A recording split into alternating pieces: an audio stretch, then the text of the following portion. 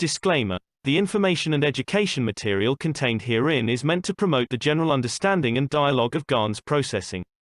Such information is not meant or intended to serve as a substitute for a healthcare professional's clinical training, experience, or judgment. For patients and individuals, such information is not to be a substitute for professional medical, therapeutic, or healthcare advice or counseling. For medical issues or concerns, including decisions about medications and other treatments, readers, viewers, listeners should always consult their physician or, in serious cases, seek immediate assistance from emergency personnel. Prescription information, procedures, and use of medical devices information should be undertaken only by properly trained and certified medical personnel. We specifically disclaim any warranties, express or implied, including implied warranties of merchantability or fitness for a particular purpose. Such information is provided, as is, and is believed to be accurate at the time of its publishing, but it is the viewer's job to evaluate the accuracy of any information found in this presentation. Every case presented is of their own experience, applied by themselves for themselves, and it applies to their case only. Every person experiencing health problems should seek professional medical advice and consult their course of treatment with a doctor. The processes of plasma balancing described herein are a natural process which supports the body but does not replace medical advice or therapies one is already subject to.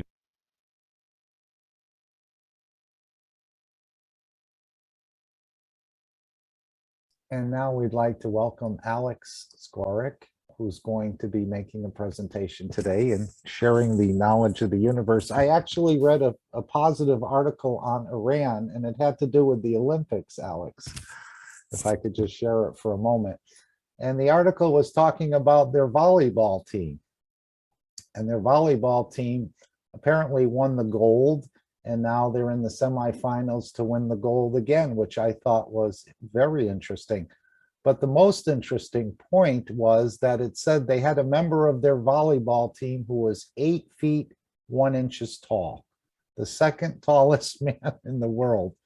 So they may have a distinct advantage in volleyball. I know they're going to have not an advantage, but the ability to share the space technology because they are understanding it quite thoroughly as far as going to the moon and back within a minute. So I want to welcome you, Alex, and hopefully everything is there. You've gotten things straightened out, and you can continue as you'd like. Thank you very much, Mark. Maybe we need a sunroof on the universal body enhancement units now. We're always trying to modify things. And so I want to thank everybody for being here on a beautiful Sunday afternoon. And I want to welcome everybody from all around the world. I mean, this is the North American Corona team, but we have numerous participants. And I thank you all for giving me an opportunity to make this presentation. I hope you enjoy it. We are moving ahead. This is the Keshe Foundation Spaceship Institute teaching on plasma science. It is public teaching on advanced understanding. It's still an extension of the basic teaching. I hope you are interested in the title, Current of Eddy. And my name is Alexander. I'm from Canada. It is September the 5th, 2021. This is a presentation of the Keshe Foundation North America Plasma Education Team. So I want to draw the attention to the fact that we still have chains on us in many ways. And with this particular picture, what I wanted to show was that the chains don't always go around, but they come in different shapes. And there are links, and there are causes to these links. And as a result of these links and the causes of the links, we have bends. And these bends create a charge. And this is why we want to bring all this thing together. So please bear with me, because I just want to review what we've been doing, because we definitely want to draw in the new students, but we also want to... Excuse me, Alex. Yes, We sir. just had a message in the chat. Alex, can you please turn up the volume? I don't want to miss a word It sounds very clear and strong enough to me, but it could be that person's system is not coming through. But if you could increase the volume at all, I have mine on 100%. Okay, I will crank it up. And please tell me how it is now. Louder, thank you. Okay. I hope no one gets hurt. Okay, just everybody please adjust your volume accordingly. And this is, I'm almost at max here. So I shall carry on, Mark. Yes, said thank you. And Dan said it was very low, but I think it's come up now. It's good. Okay, I'll try and speak more directly to the microphone. Okay, and thank you for letting me know about that. So as I said, we need new students, but we have mature students, and it doesn't hurt to review. And we've reviewed this, oh my God, 39 times. Yeah. And it needs to continually be reviewed because this knowledge is very deep, very extensive, and frankly, it is not part of our mainstream life at this point in time. So in many ways, it's considered an anomaly. And we started with the basic teaching, and we went into intermediate teaching and advanced teaching. And I'm very happy to report that, you know, with the Spanish class, we were heavy into the advanced teaching, and with the help of so many translators, that class is really, really gelled. And I'm also quite happy to report that then I'm seeing the fruits of the labor coming in the Brazilian and Italian community as well. So we're hoping that we can move forward with this. And we are in the process of building up the archives. The archives that already are over 3,000 hours. So some of these classes are very long, but actually they're quite short when you're trying to condense all this information. And we're trying to get a basic understanding so that we can utilize this in our own lives. And so we discussed these various subjects here. And we wanted to see how energy traveled through the universe. And so we went into intermediate understanding, where we got involved with how energy is moving, energy is being transferred, and where it's being transferred and how it's interacting. And this is quite extensive because the more we know, the more we find out how little we know. And this has been one of the most difficult things for me because I've had to figure out what to present and what not to present, because there's so much out there and we don't want to leave anybody behind. And it's not like we need a science degree to understand this. So what I try to do is bridge between the physical state and the plasma state. But we're getting an enormous amount of pressure now on the plasma state, and rightfully so. We need to go there. We need to, shall we say, cash in on the dividends of all the knowledge and the learning that we've had, not only over the years, but over the centuries, because everything that we're doing is as a result of everything that has occurred on this planet. So in other words, the past, the purpose of the past was to teach us. And now we are looking at new dimensions and trying to understand how these new dimensions come into play. And this is one of the most difficult subjects to talk about, because this one here explains, hopefully explains and doesn't confuse nanotechnology. Because you see, there's a point at the end where we talk about in our basic terminology, magnetical and gravitational relationships. But what happens when we get to the boundary? What happens when we get to the edge? And, you know, we talk about how in the process, we have a monatomic structure, which is liberating. It allows us to go through various geometries and various dimensions, but we accumulate a dynamism. And all of this is a representative energy that's in motion. And because energy is in motion, it carries a charge. And so when we started a long time ago on the basic understanding, we had to see that this was the liberating force. This was the unchaining action. When we looked at the atomic structure, we find there's a linkage, but that linkage is flexible. And as you look at our caterpillar here, you find that it too is quite flexible, but it is quite basic. And we know that caterpillars turn into butterflies. And so how do they do that? Well, why can't we do that? Or maybe we can do that and we don't even know to do that. But, you know, I don't think it would be fashionable to walk down the street with wings right now. And, but we have other capabilities within our domain. So our domain right here is our capability of learning about this new technology and going step by step and fulfilling our purpose. So the thing I want to look at this monatomic relationship is that each one of these monatomic structures, if you can use your imagination, looks like a maggraph.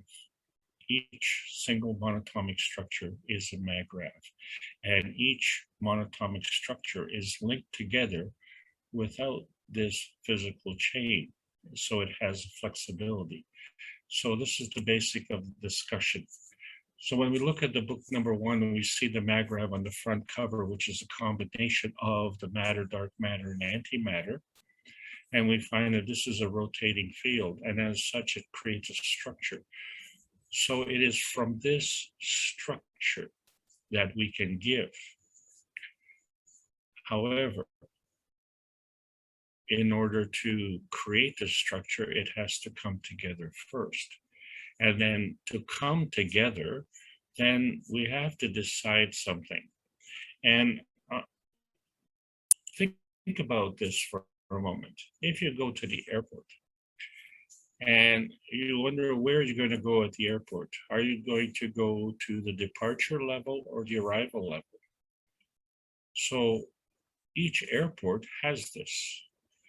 So basically, if you're leaving, you go to the departure level, and wherever your destination is, you will come to the arrival level.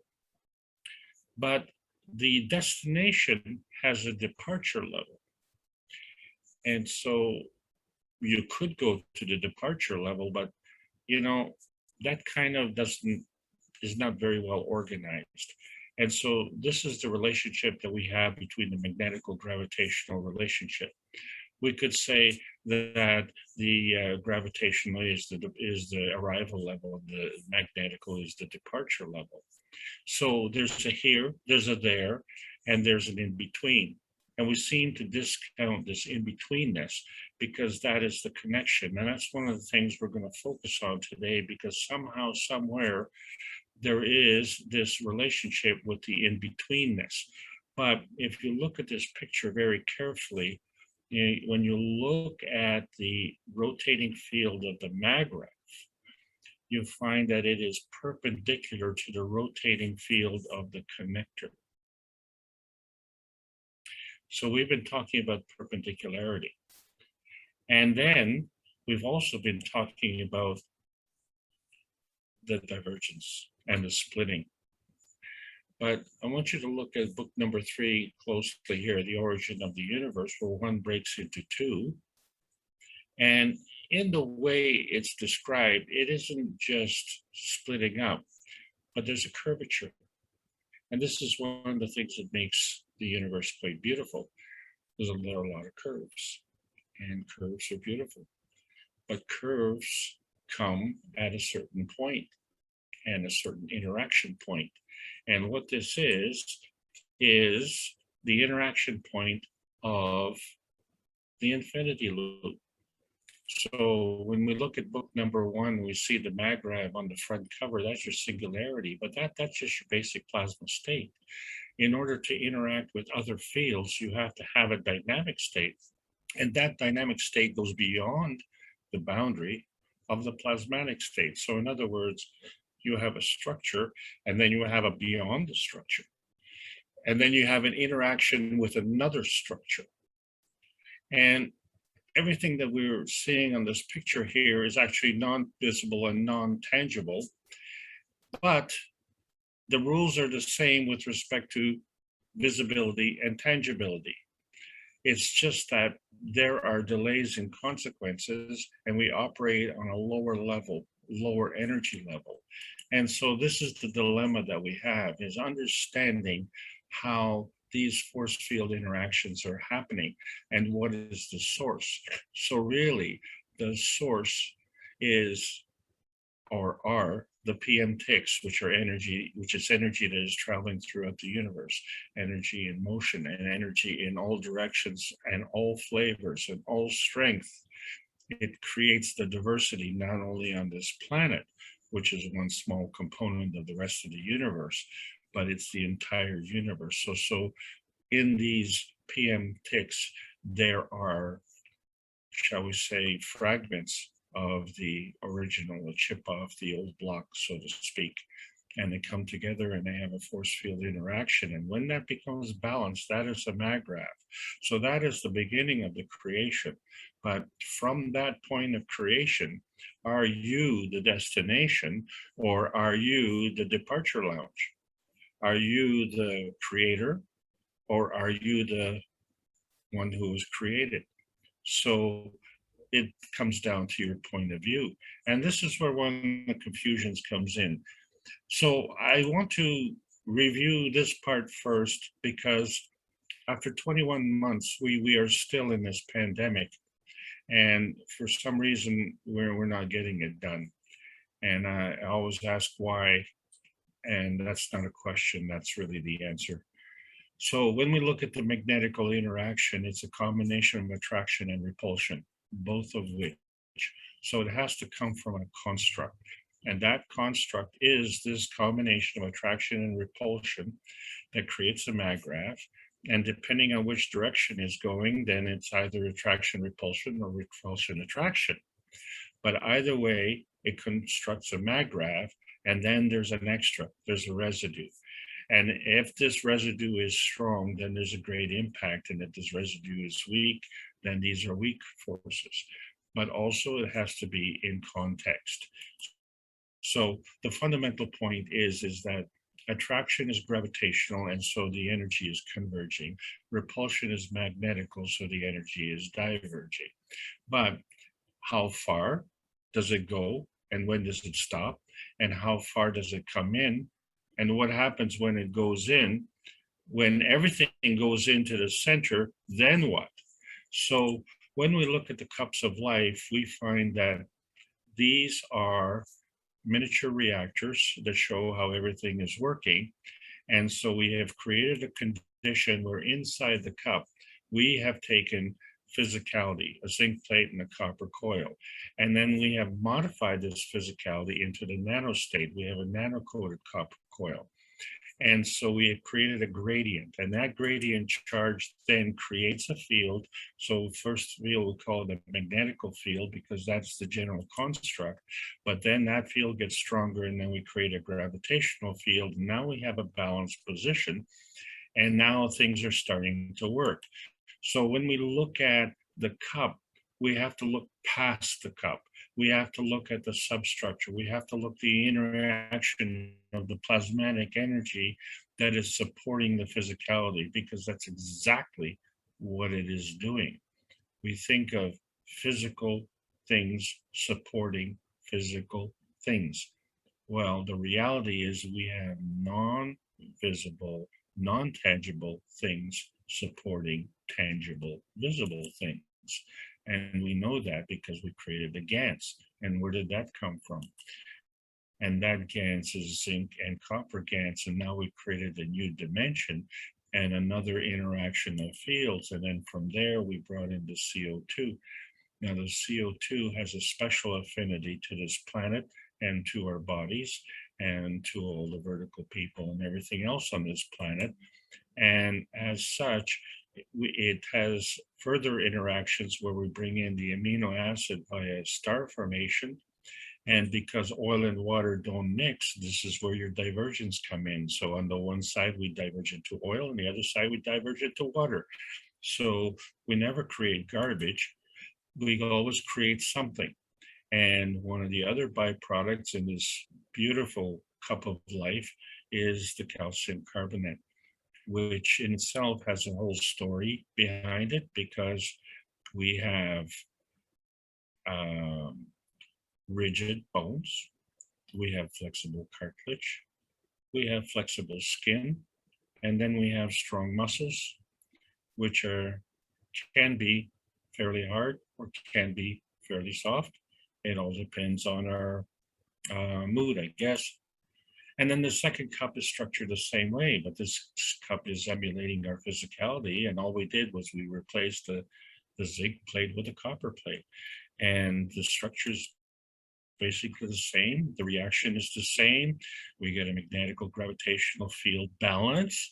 And then when we compare the two cups, oh, but there's a difference. So the reaction is the same, but the net product is different. And so because this is all part of the basic teaching, we can see that we really have an awful lot to learn. And the most important thing is to see the field interaction, because that is what's key. And we know that because when we produce the two cups, and if we're trying to deal with the pandemic, we need to keep them at least a meter apart, because there is an emotional part and a physical part. And we need to isolate those for that particular purpose. And when we get this magnetical gravitational field strength within the cup, it is now elevated into a plasmatic level, which it no longer can see the physicality of the cup. So just give me a second, please.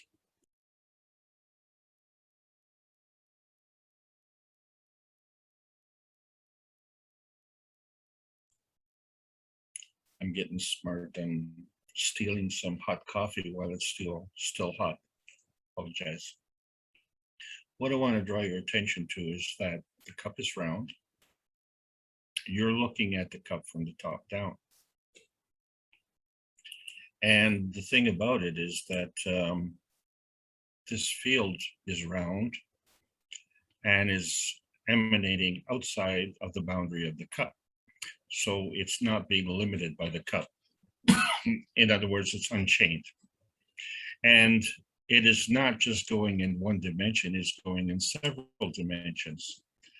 And we talked about in a previous class about the interaction of the X, Y, and Z axis, and we see rotating fields, and there's an interaction of rotation on every single axis. So in other words, we have rotation on the x-axis, and we see that, when we follow the equator, or when we follow the arc of the sun, we see how the Earth rotates. But there's a rotation through poles. And then there's a rotation with respect to our size, and our size can change. So when we look at this seashell on the left-hand side, we find that not only is it constructed through the rotation, a similar construct as we see from the snail shell on the right-hand side, but now there are these pointy things that are coming out, and they are also structured from a rotating field, but they are going perpendicular to the original field rotation.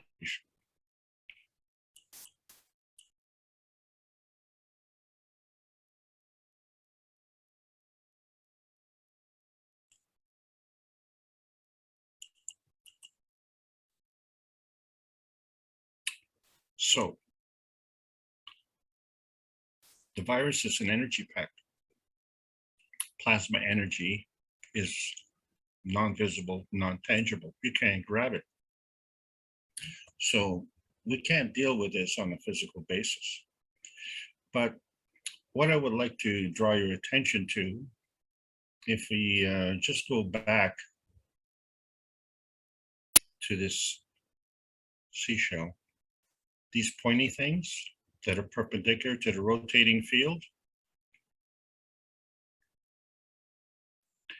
this is a popular picture of a virus. And you see these red things, they are perpendicular to the core. We'll talk about that another day. The energy in the virus, we just want to deplete it and convert it. And we don't just do that with the virus, we do that with a lot of things. Sorry, 1 minute.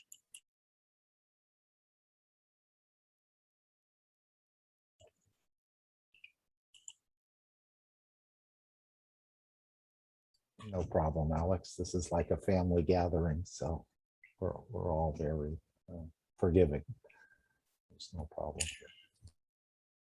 Yeah, thank you for being forgiving. There's been a lot going on here, and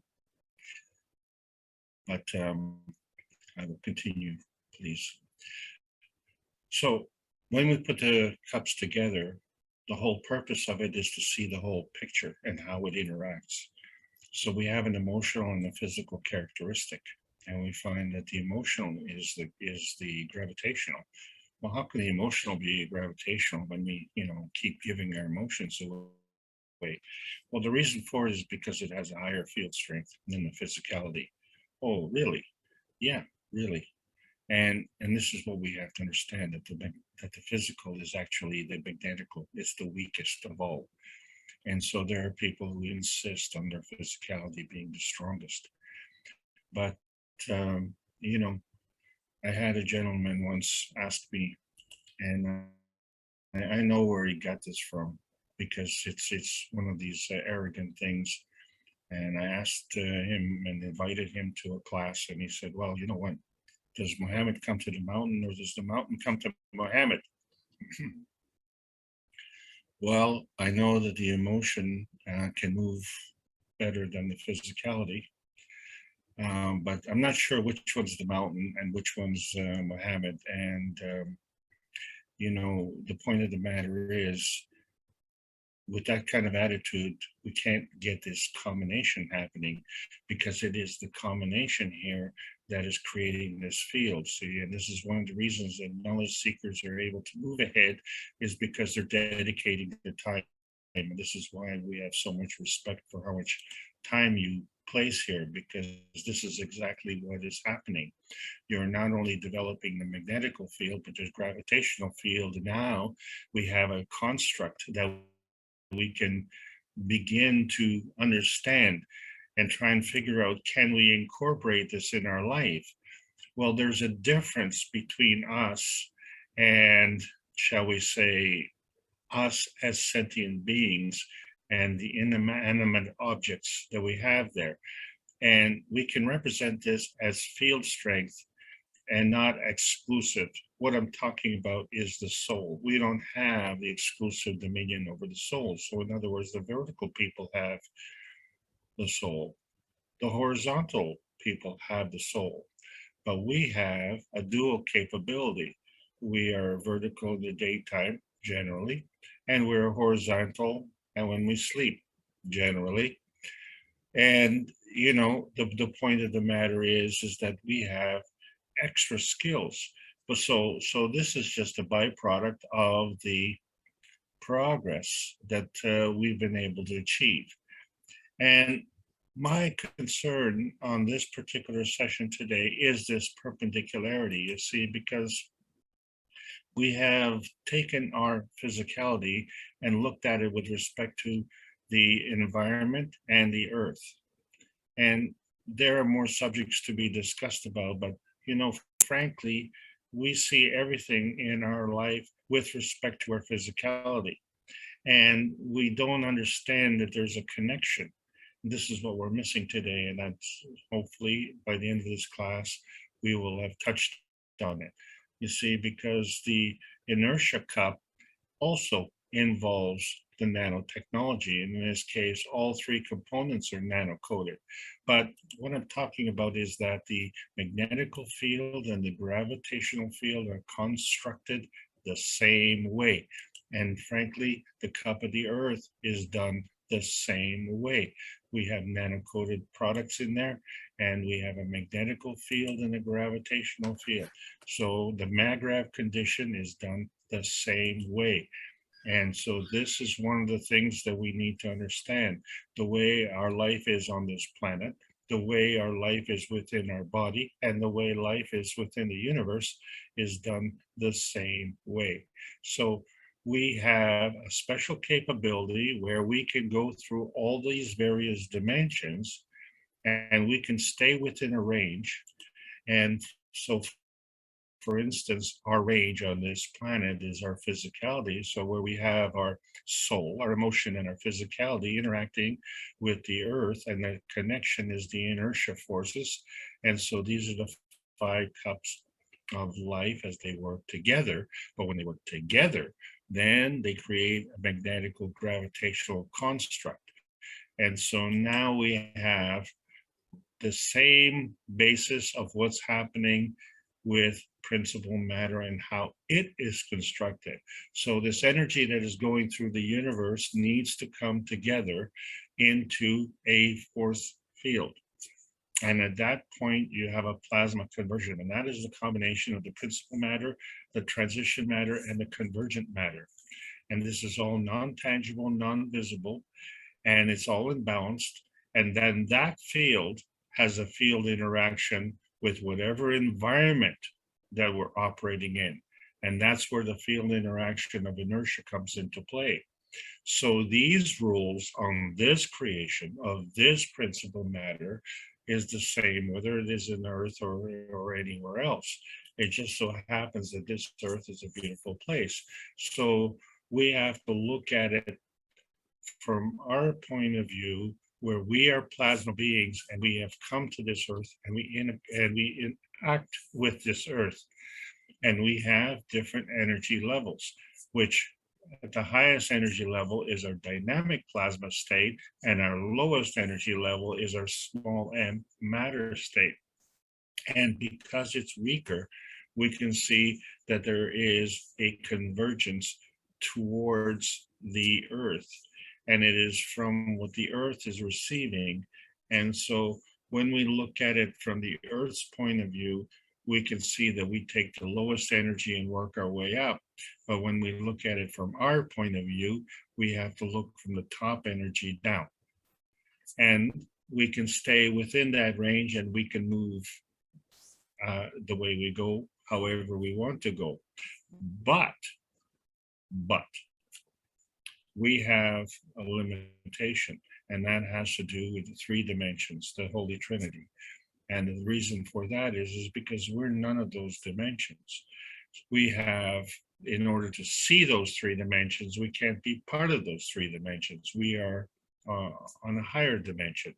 And how many dimensions are there? Well, we've only discussed 2 dimensions, where we have the transmutation of 1 dimension, which transformed us into the physicality and allowed us to transmutate into the environment of the Earth, which is now our transportation mechanism that allows us to go all over the place. And based on our emotion, we can go, from the ground to the sky, or we can go from continent to continent, and we can go across various ranges. Some of them are mountain ranges, and some of them are other hurdles, which, as we know, life is hard in some cases, and too many of us are making life harder. But now we're in the process of making life easier, because you see, if we understand how life works, then we understand how our life works. In other words, life on this planet and how it works and how it's created will affect our life as with respect to our society and our structure and our sense of purpose, because we're all part of the universe. So one of the things that connects us here are these star formations, and the fundamental star formation is the amino acid. But you see, we have carbon, oxygen, hydrogen, and nitrogen, and we have a relationship there. So our point of view with this comes into play. But the thing about our point of view, and what I want to draw your attention to, what we've been talking about, is the flexibility and forgiveness not only of life, but right down to ourselves. And so there's this opening and closing, this diverging and converging. It is not in a rigid fixed position. So when we look at these pictures, we have to see that energy is flowing, and it is also taking into account other plasma energies. So there's an interaction, there's a bouncing off. And so as the energy comes in to the field, within the field, the energy has to act as well. And we can't stop this energy, so it has to keep going in motion.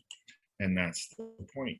So when we do dimension building and we look at the origin, the maggrav condition, the principal matter, the culmination of the convergence of the antimatter, dark matter, and matter, then we have our basic core components.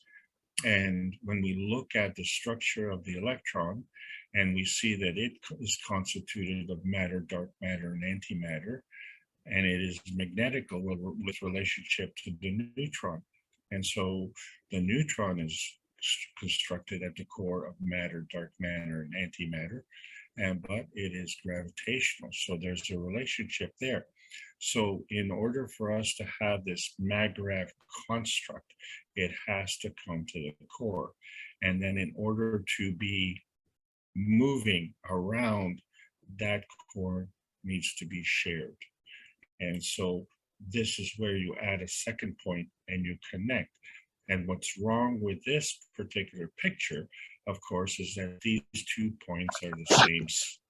These 2 points are the same size, and they are not the same size. You just, it's not possible. But for the purposes of the discussion, 2 points are the one to bring out. One is there's a connection, and two, that if we grab one point and swing the other one around, then we find we can grab a rotating field around the center core. And the thing about it is that when we have this center core, which we call a maggrav, that is actually a plasmatic condition, and we're not taking that into account when we make these connections. We have to take it into account. It's there. It has to be there. You wouldn't get the construct without it being there.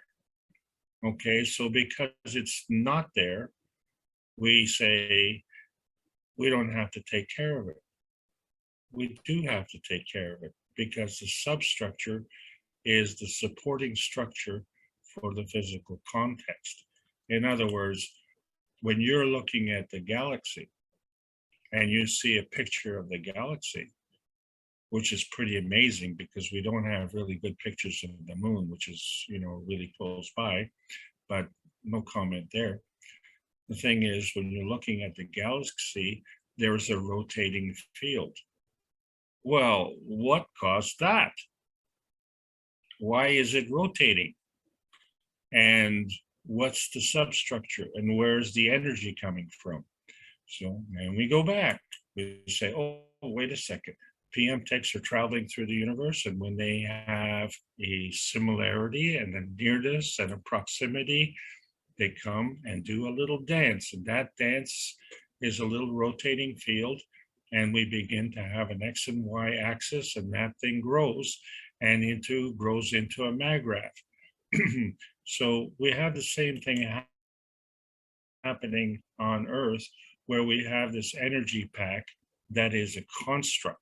So water is a molecule where we have the basic hydrogen and oxygen, which are constructs, and they are elements. But when they come together, it's a molecule. So the water has 2 hydrogens and 1 oxygen, but they are in balance. How can they be in balance when you have these 2 tiny hydrogens and this big fat oxygen? How is that possible? Something must be going on there to support this. So we find that the energy is flowing from the water and expanding and giving of itself freely. That's what makes water a universal solvent. It is what makes life possible on this planet. Water has this affinity of being able to give and take energy. Oh, just like gas. And, you know, these things are always in motion. So when we look at the positioning of the hydrogen with relationship to the oxygen, it's not rigid, it's flexible, it's moving all the time, and there's a whole lot of bumping going on.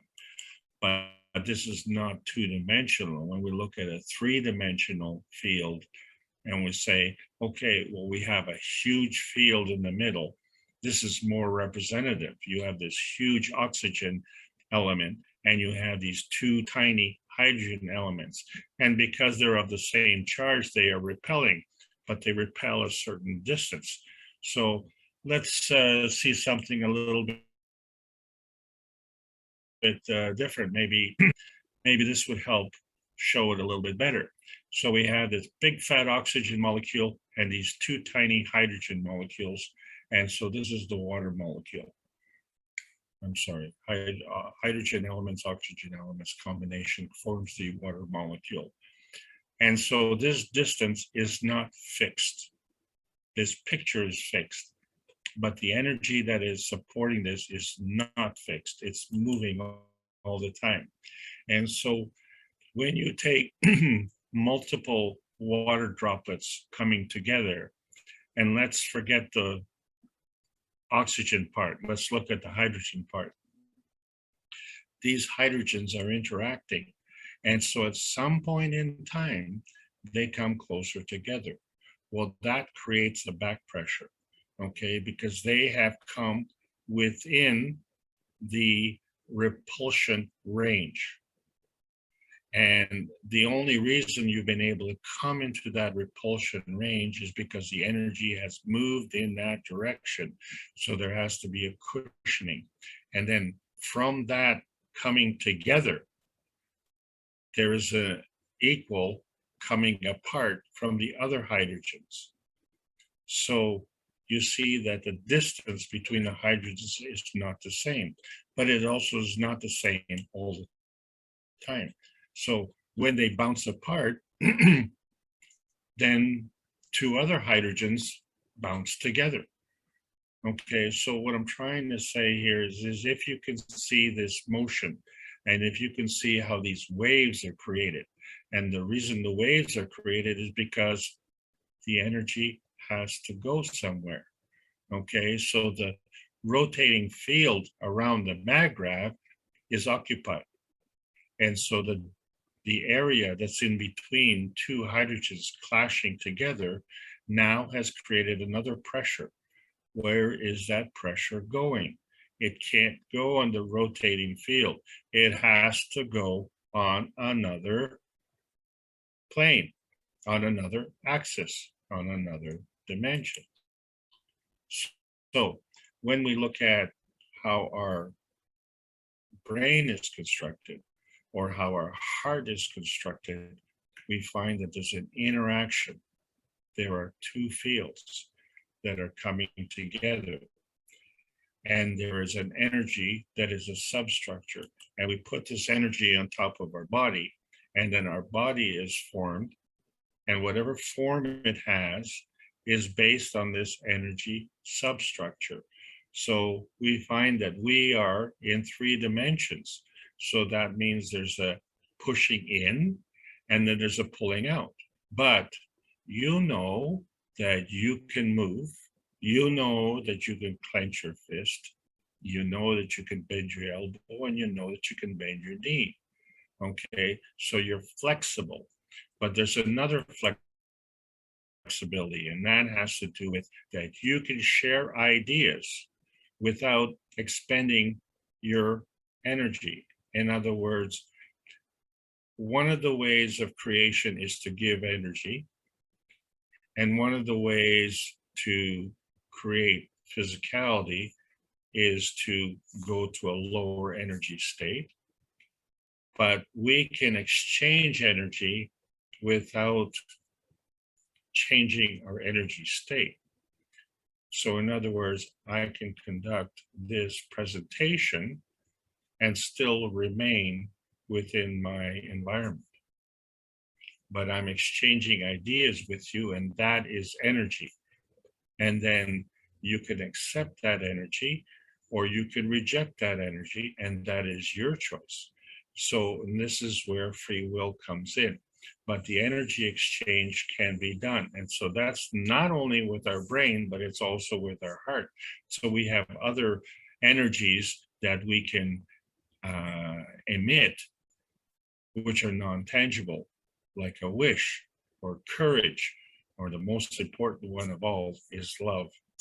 And you have to understand how strong love is. If you ever find someone who is kind of, shall we say, possessed, where they have allowed their soul to be preoccupied, they will run away from you because love is very, very powerful. So it's not that they're running away, it's that the soul that's guiding them is running away. So we have a choice to do that. And that is where the advanced teaching is going. And we're not there yet, not in this class anyway. What we're still trying to grapple with is this transmutation business. We look at our cells and we see that they are circular, and that they are constructed of phospholipids and amino acids and essential fatty acids, DNA, RNA, and energy is flowing all over the place. And then something somewhere is supporting this structure. And that is the plasma energy at the core. It is from there that it comes out, but this is non-physical, non-tangible. So which dimension is it in, and how does it get into that dimension? So let's just review for a moment here. When we look at the construction of these phospholipids, they are like soldiers. They have a hydrophilic head and a hydrophobic tail. The two tails are your essential fatty acids, and they link together at the tail. But there's two rows of soldiers, and they are aligned tail to tail, and which is, kind of unusual because two similar poles repel. But here they are aligned with that. So how do they stay there? Well, because on the one side, there's an outside, and on the other side, there's an inside. It's in between here that we have a transition zone, so that we can cross from the inside to the outside. But, this transition zone can also be a transmission zone. In other words, we can travel between the two tails, and we don't have to go inside or outside. So we can travel in two different dimensions, and this is what happens. So we have a plasma transition range, which is the range of our cell, which has its own magnetical gravitational field strength, but it has two magnetical gravitational field strengths because these phospholipids are aligned tail to tail. And then the cell creates an aura, which itself is magnetical. And that is related to the environment. So the cell's environment is the body, and the body's environment is the earth. And then the earth has its own relationship with its own, shall we say, aura, its own crust, its own core. So we have a gravitational core, and we have a magnetical magnetosphere, and then we have the in-between, and then we have different layers. Okay, so let's just review here. When we look at these phospholipids from a basic structure, they are lined up as soldiers. And so I'm using these chopsticks to demonstrate two rows of soldiers that are facing each other. But we understand that when you have the two poles of equal strength and they're of the same polarity, that they will repel. So the reason that these two rows are straight is because the tips are equal. So the balance is equal. And so there's no bumping, there's no waving, there's no movement. These are rigid soldiers, they're standing in a row, and it's perfectly straight line. Well, not perfect, but you know, you get the point. The thing is, the cells are round, or the cells are circular, or the cells have a curvature. So the question I raised last week is, how is it possible when we have the hydrogen on the one side and the hydrogen on the other side, and now we're squeezing one side and we're opening up the other side? How is that possible? So it isn't uniform. And the reason it's not uniform is because there's movement. You see, these chopsticks are rigid. And by the way, how come they're rigid? Well, exactly the same principle, right? Because the substructure, the plasmatic substructure, is equal on both sides. So it's keeping them rigid. And then when we move them individually, we can have a gap. And so this is what causes the curvature. So this is why it's possible to have a round cell. But you look at the pinching on the inside, and then you look at the divergence on the outside and say, well, there has to be a repercussion from the pinching. And so what happens is that the pinching is causing this back pressure. And so this back pressure means that the magnetical energy is going out through the divergent part on the outside. And that leaves a gap in between. And now we understand that plasma science is a two-way street.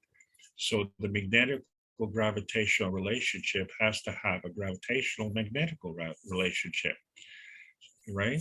So this is the part that we've been missing all along in conventional science, because in fact, so when we say a maggrav, it's constructed from a magnetical gravitational balance of the force field, a balance of the force field.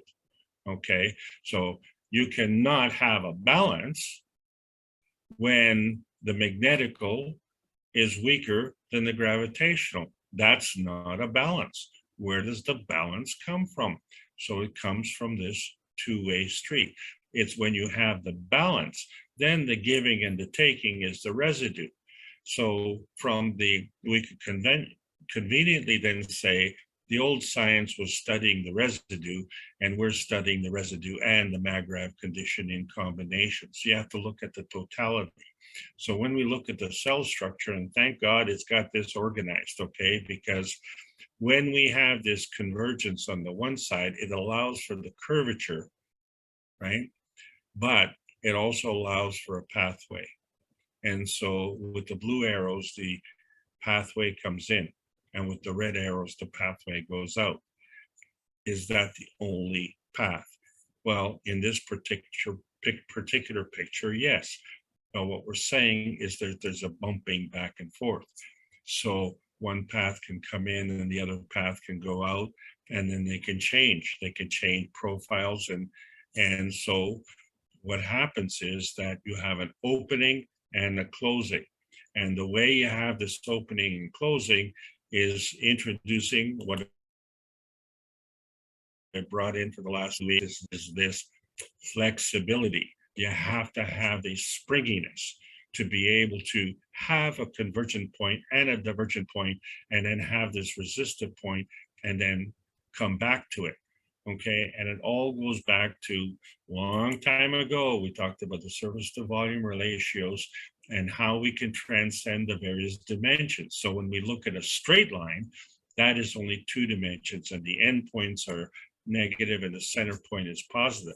By putting a bend in the road, we have now introduced another dimension. And the bend, because of surface to volume ratio, becomes negative. So along the straight line, we would have 3 negatives and 2 positives. So the third positive has to come in to compensate, to make it a balance.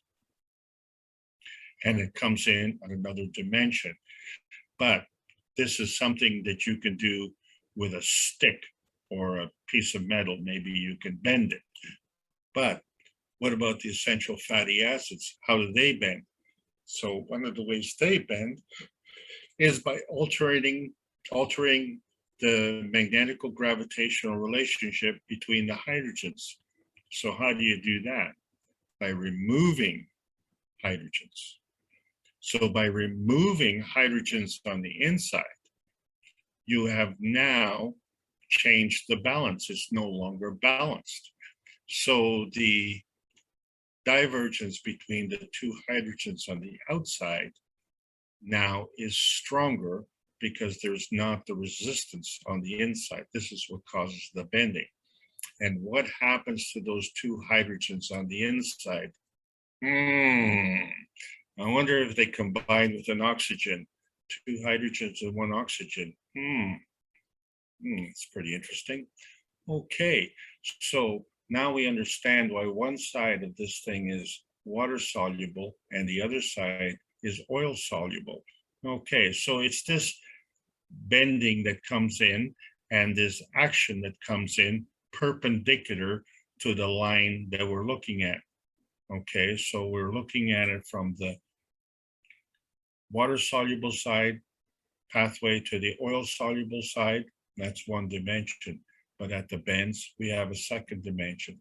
And then there's a creation that happens and we can't see it, which is on the third dimension. So this is your X, Y, and Z axis, your antimatter, dark matter, and matter, combination of plasma energy. I hope you're getting to see what's created within our cells.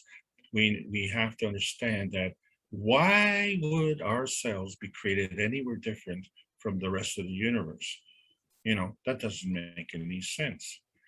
And so when we look at the universe, we find that it is circular.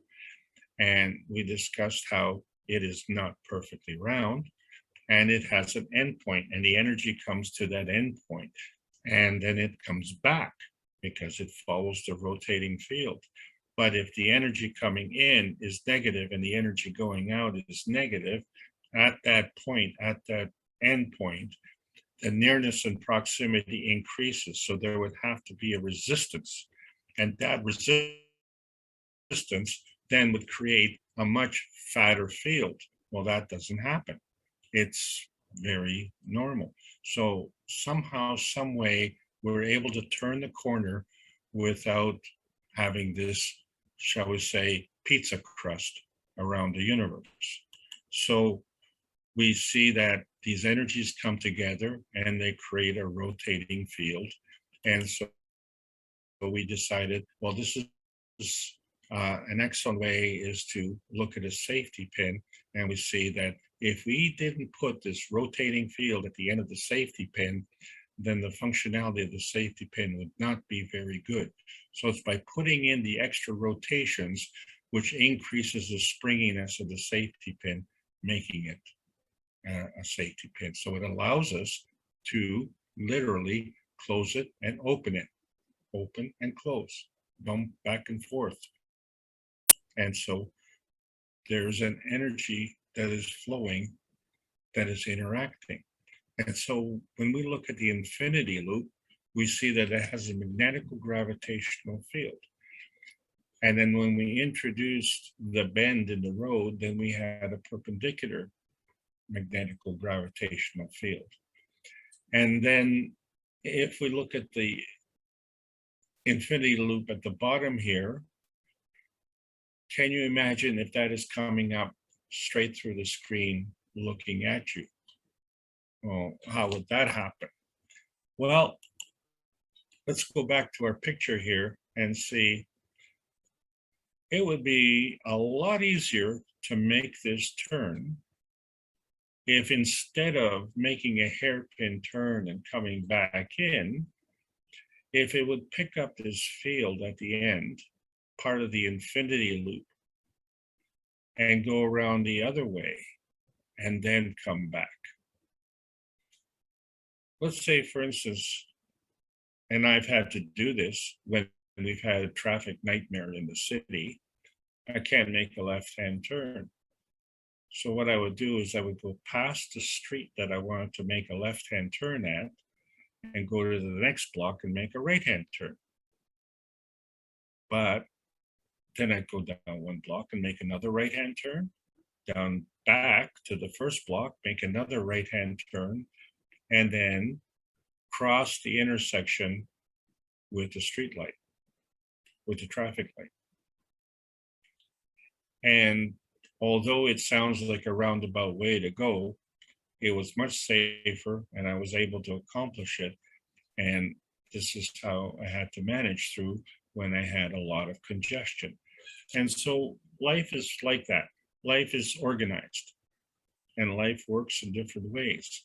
And we've got to work with it. We can't tell the universe to shut up because it's obviously doing a very, very good job. Our understanding has to adapt to what the universe is doing, not to tell the universe what to do, because obviously it was thanks to the universe that we're all here, right? So why I'm introducing this particular concept is because now we have a perpendicular energy that is leaving this particular unit here. So when we look at, say, the galaxy and we say, okay, energy is going around, but on the edges there are these interaction points. And why am I drawing this attention to it? Because we want to talk about the interacting currents. So when we look at straw is not rigid. Straw is flexible. And so I'm talking about field straw. But in this picture, I'm showing you drinking straws. And these drinking straws are extending from the chopsticks. But if you notice, there's a little blemish in the middle of the straws. And what this blemish is you're all familiar with an accordion. Well, an accordion is this folding. And we always said that, 3 amino acids are the basis of the foundation. And when the fourth one comes in, it starts to create protein, but it folds over. There's a folding over. And what this folding over allows us is to have this flexibility. So we can have a big accordion and we can have a small squeeze box. And they all operate the same way. And you can see that they don't have to go evenly. One side can go more than the other side. So in other words, on one side, there's a pinching, and on the other side, there's an expansion. But they all fold the same way, and they're all made of the same material, right? And then the one picture in the center, well, you've got one folding one way and one folding the other way. So it's kind of made a little S turn in between. And then you have a skillful player who knows how to manipulate this. But the motivating force for the sound comes from the pressure of squeezing the folds together and releasing the folds together. So in other words, to get this moving, get this music happening, there has to be movement. There has to be a bumping back and forth. So it's always in motion. It's not just static. And this is one of the ways, we all use a syringe to take the gants out of our cups of life. Well, this particular syringe has an accordion squeezy at the top. Okay. And, we don't do any exams, but I think now we're going to look at life differently when we say, okay, well, this is a way just to, this is a syringe, but you can now see the squeezing action on one side, and you can see the gravitational relationship and the nose on the right-hand side, and say that's a magnetical relationship. And you can start to apply this to all things in life. And you can see that, everything is working basically on these principles. But this squeezing thing that I want to draw your attention to has a particularly important point here, because these straws have a squeezy thing built into them. And what this thing does is it allows them to bend. it allows them to bend without breaking. It gives the straw flexibility. And the reason it's important to have a straw with flexibility, because if you want to use the straw for its intended purpose, that is to bring liquid up through the straw, then you don't want to have a pinching in the hollowness in between. So this squeezing action allows you to pinch one side and expand the other side and still maintain the hollowness in between. And so we have a magnetical gravitational relationship, and it's reflected in the attraction and the repulsion. So this bending, and why I draw your attention to this is because this is crop circle season. And there's a lot of contention about crop circles because, who's creating them, where do they come from? And, they're pretty good. That's, there's a lot of detail now that's coming into them. And you say, well, how does this happen? And a long time ago, there was a massive debate as whether or not these circles were created, shall we say, by some kind of flying saucer, or were they created by hooligans in the night playing tricks? Well, what they found was when the straw was bent over, that the shaft was broken. And so those ones were man-made. And they were never pretty precise, but you had guys walking around through the field with planks on their feet, and they're trying to lay down these crop circles. But the interesting thing was that certain crop circles would have a kind of radiation being emitted from the ground. And the stalks were kind of very interesting because the stalks were not completely flattened right to the ground, but there was a bit of a rise above the ground. And at the bend point, there was this expansion of the cellular structure of the straw. It wasn't cracked and it wasn't destroyed, but it was deformed in such a way that it could bend. And it could bend at right angles. So, what caused that bend? And how did it facilitate that bend? And how did it actually change the physiology of the straw to allow that bend to happen? And, the straw didn't do that. Something did that. And we know the straw didn't do that because I'm not showing any crop circles here, but I want to say that there's some kind of rotating field that came into play here. And, we like to play with straws too, So here's a straw from a child's cup. And this is fun, right?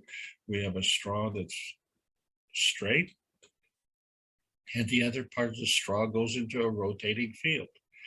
And interesting, this rotating field creates kind of a springiness, another point of flexibility. Well, let's take, like we did with the phospholipids, let's take these soldiers and put them face to face, or tail to tail, however you want to say it. And we know that in the rotating hemispheres of the planet, that we rotate one way and we rotate another way. Well, the question that I have is,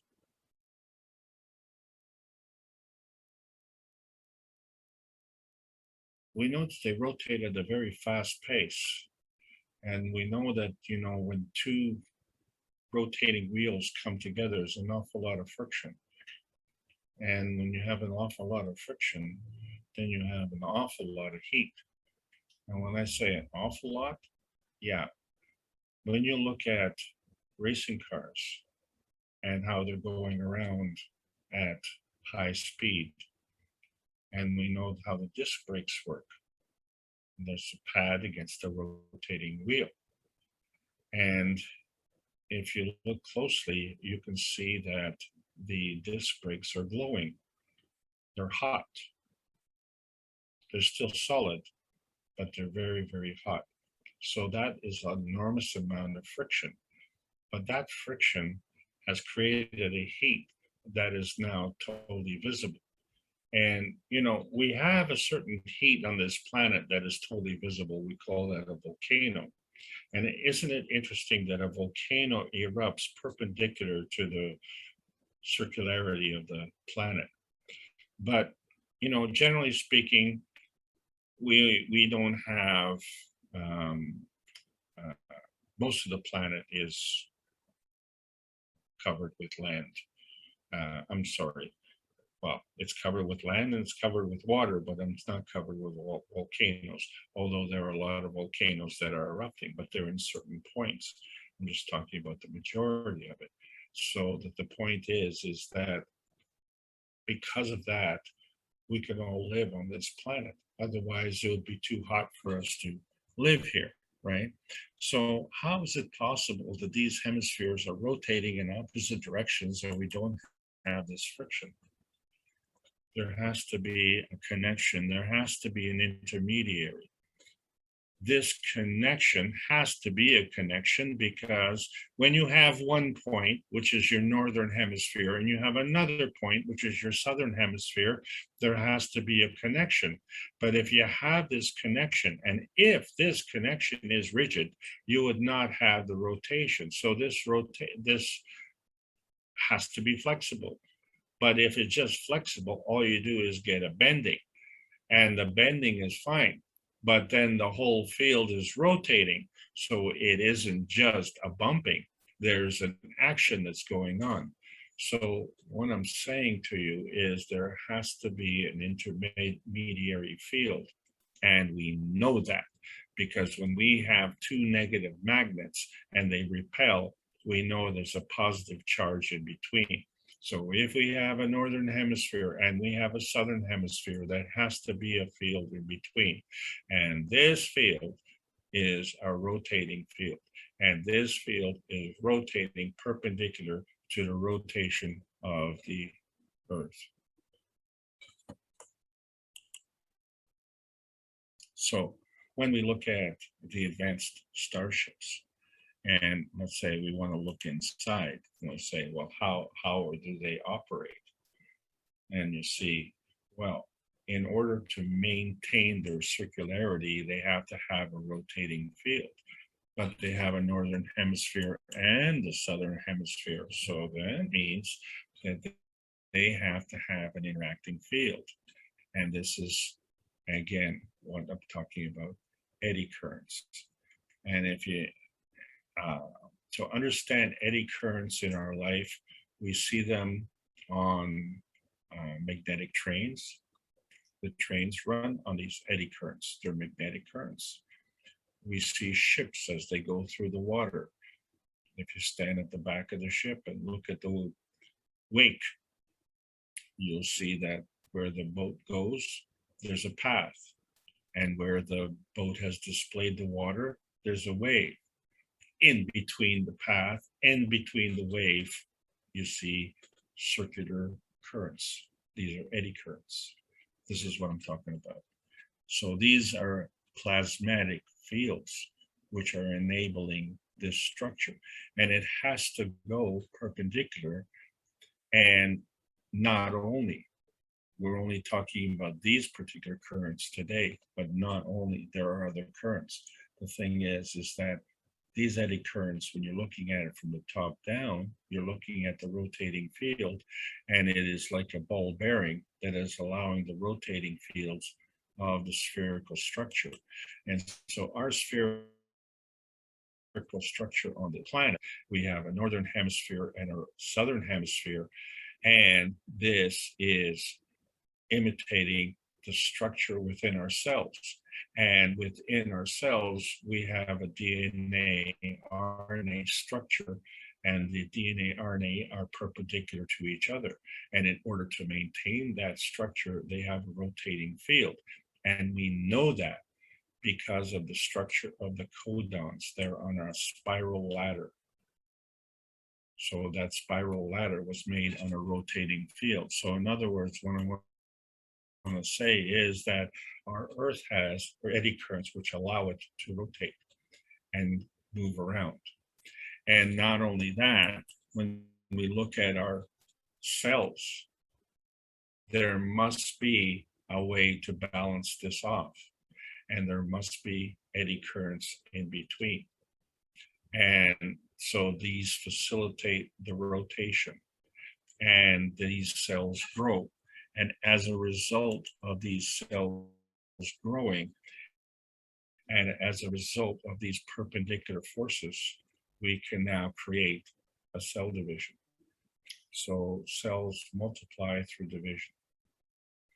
And in order to multiply or divide, whichever you want, they have to have a magnetic structure, a magnetico-gravitational field strength. And so we not only see them sometimes break up into two, but break up into four. And so they not only create the structure, but they take with it all of or part of the substructure. So in other words, the cells divide into themselves. The substructure of the cell divides into a smaller part of itself. That's why, you know, if a daisy is giving off seeds and it plants these seeds, it's going to grow a daisy. It's not going to grow a pumpkin.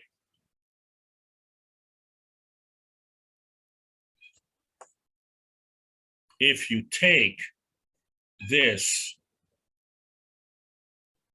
part of it and you plant it somewhere, whatever you get is going to be the original. That's the point.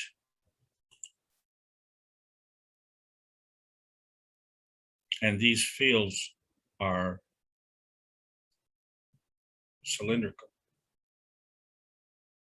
And so you look at the rotating structure and the similarity with our DNA. And when we take these two star formations and put them back to back here, like soldiers, if you will, same structure I'm talking about, but there's an interaction, there's a plasma interaction. So it's part of the infinity loop, part of the crossover. And at this point of crossover, it has to come out perpendicular to that alignment. So when we look at a different kind of space technology, we take the basic sphere and we just kind of stretch it out into its cylindrical format. It's exactly the same thing. It's just that it's a little bit longer. And, you know, when we wanted to look inside, we see the two chambers, right? And we say, okay, well, so it's still operating the same way. There's a rotating field, okay? But in order to go from one side to the other side, it has to kind of flip over. But once it flips over, it's a point of friction. Well, to enable that friction to resume, there has to be a perpendicular rotating field. And it is from this perpendicular rotating field that completes the energy flow. So now we know with the basic plasma rules that the higher feeds the weaker, but you know, how does the weaker feed the higher? And does the weaker feed its higher, or does the weaker feed another higher? So we're not just feeding ourselves like a dog running around chasing its tail, but we interact. Life is interdependent. So there's the giving and the taking between the various plasma fields. So when you look at the rest of the universe and you say, wait a second, however our tiny perfect world is here created, and however we think our tiny perfect world, how important it is, look at the rest of the universe and you go, wow, you know, we're tiny. We are really, really tiny, and we have trillions of cells in our body. And you know, it's a whole different tiny. So when we look at how all of this is created, we find that there's the energy is moving out. There's a lot of flexibility, but it's organized, and it positions itself by the divergence and convergence of this energy. And then there is an in-between point which allows it to be flexible. And that in-between point has to be perpendicular to the field. So when you look at the cover of book number 3, The Origin of the Universe, this eddy current is what's causing the curvature of these lines. These pictures are not frivolous pictures. The one is breaking up into the two, and inside the book, what we looked at, if the bit large one is the neutron and the smaller one is a proton-electron relationship. But the big picture here shows that it goes out in straight lines, but the picture on the cover of the book shows it goes out in curved lines, and that is the beauty of the universe. And those curved lines are following a current, and that current is the eddy current, and that is creating the completion of the spherical energy. And if you can see the three-dimensional aspect of this picture, you'll see that they're not only diverging, the sister universe diverging from the man's universe, but you're seeing that there's a change in elevation as well. The sister universe is coming on the outside, and the man's universe is going on the downside. So that's 2 dimensions now. And because it's circular, it's a 3rd dimension. And this is how the origin of the universe. And we are none of these 3 dimensions. So you start at the center and you come out and you give. And you can give, and to give, you receive. You don't know where you receive from. Don't dictate the terms. Give unconditionally. And this is how the universe works. So if someone wants to explain, well, what is plasma and how does it work? Look, just tell them very simply, plasma is a kind of energy state, and it's pretty important, because that's how life works. And when you look at the rest of the universe and you look at the condition of the pandemic here, and you see that something's not working here. So when you look at the universe, all things are in combination, and there's a pushing and there's a pulling. This creates a backdraft condition, and the energy, the giving and the taking is the residue. And it comes in all different directions. So we are looking at not only 3 dimensions, but there are many more dimensions. So this causes us a problem, because what we can't see and what we don't understand is how important the ethics is. Because if life wants to live, then life has to have a certain morality, compassion, and a courage. Otherwise, life would not want to live. And so this is the ethos of the universe. It is the essence of creation. And all this comes together. And it is working in a plasmatic strength field that is beyond these 3 dimensions. And if we want to participate with the universal community, then the ticket to get in there is to understand this substructure of this energy and how it affects us here. So understand that it comes from inside. You have to get it in before you get it out. You have to understand it before you get it out, because otherwise you're just throwing it out there willy-nilly without a sense of purpose.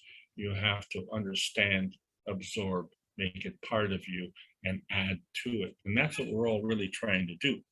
And so we're using the Universal Body Enhancement Spaceship units to merge the earthbound science and the spacebound science into the plasma-bound science, and understand how there's a conversion of energy, and as such, we restore our emotional and physical vitality. So in our societies, we are accustomed to growing up old and decrepit. Well, surprise, we can be old and young, because age has to do with vitality, and age and maturity are mutually exclusive. So it'd be wonderful to have maturity and vitality. Oh, that's a great picture. So where are we on this map? And so because this is the second last class in this particular series of classes, this is where we are. We are trying to understand our interaction between our body and the soul of the body. That's it. But that's not all there is. There's more. And this is where the Knowledge Seekers workshops on Thursday are racing so far down the road. They are way down on the next level. And on that next level now, you have an interaction, or what I call the soul transmutation. And there's a reason for it, because we operate on 3 levels. But the soul of the man and the soul of the body are operating on other levels. So the 3 levels that the soul of the body are operating on are not the same 3 levels that the soul of the man are operating on. And it is this combination which gives us this special characteristic. So when we look at the reality and we see how the stacker unit is created, we actually have 2 stackers in one, right? Any reality is a manifestation. Okay, it comes from 2 fields coming together. And then these fields are fed. It's the plasma feeding that leads to this manifestation. So this manifestation can be non-visible or visible, can be plasmatic or physical. And so there's a plasmatic reality and a physical reality. But the physical reality does not necessarily have to manifest. The plasmatic reality must manifest, and however it manifests and however you see it manifest, that is a form artifact. And so we find that emotion, which is non-physical, is a form artifact of energy in motion. And all of this that we're talking about is a form artifact of energy in motion, regardless whether it's emotional or physical, or whether it's earthbound or spacebound. And what is keeping us earthbound is we have to have the self-serving attitude, because you have a universal right to look after yourself, but you don't have to do it at the expense of others. And you don't have to work hard all day to try and figure out how to double cross other people.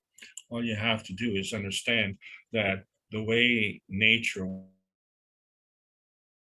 works, and we all want to get back, and it's kind of a, a politically correct thing to say, oh, we're going to get back to nature. Hello, you are nature.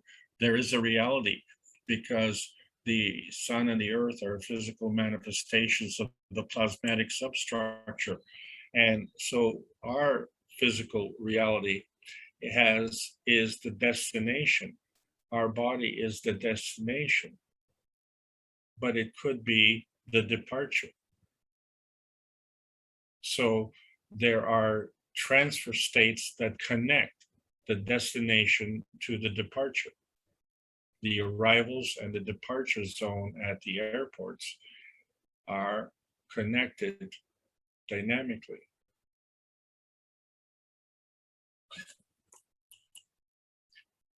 So when we look at the plasma energy and how it emits, and then we see the light matter, and then we don't see the dark matter, know that the substructure to the light matter is the dark matter, and that the manifestation of these fields manifests themselves on a perpendicular basis.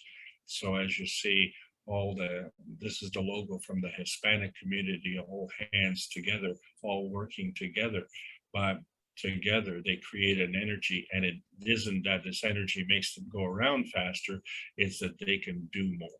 They go beyond the boundary of what they have created. And that's why when you look at the logo of the Universal Council and you see that there is no point of reference other than the magnetical gravitational relationship of the energy in motion. the environment has not been decided on, because the energy is the same. The transfer of energy is the same. So we have choice. We have a capability of doing more than just what we have. And so if we can tune into that energy, turn our souls on to accept it, and drop out of our physicality, see how these plasmatic effects manifest themselves into the physicality. In other words, if you provide the plasmatic pattern, you will get the plasmatic energy and the physical energy. That's how you receive. That is the Magrav energy that you receive. And that is why what we're trying to do is bring peace on this planet, because that is the only way that we can participate with the universal community, because life wants to live and life is beneficial. It's benevolent. Keshe Foundation Spaceship Institute has put this plasma science into the public domain. Just we ask for the World Peace Treaty, and then don't just sign it with a pen, but sign it with your soul. The physical and emotional harmony and vitality within us and on this planet will transcend into the universe as well. So this is the truth. And as knowledge seekers, we become truth seekers. But we also have to have the compassion and the courage to become difference makers. And it's not really that difficult. It's just a matter of understanding the rules, because the dynamic plasma state that is within us is actually the universal language throughout the universe. So to participate, this science, plasma science, needs to be delivered in exchange for peace on Earth. Thank you so much for allowing me to make this presentation. I hope you enjoyed it. Over to you, Mark. Is my head supposed to be spinning at this point, Alex? You've delivered an awful lot of knowledge here. And I would like to thank you very much and open the floor up. I do have a question, but I think I'll defer, and let's see if any of the other knowledge seekers would like to pose a question or share knowledge, and give you a couple minutes of break here.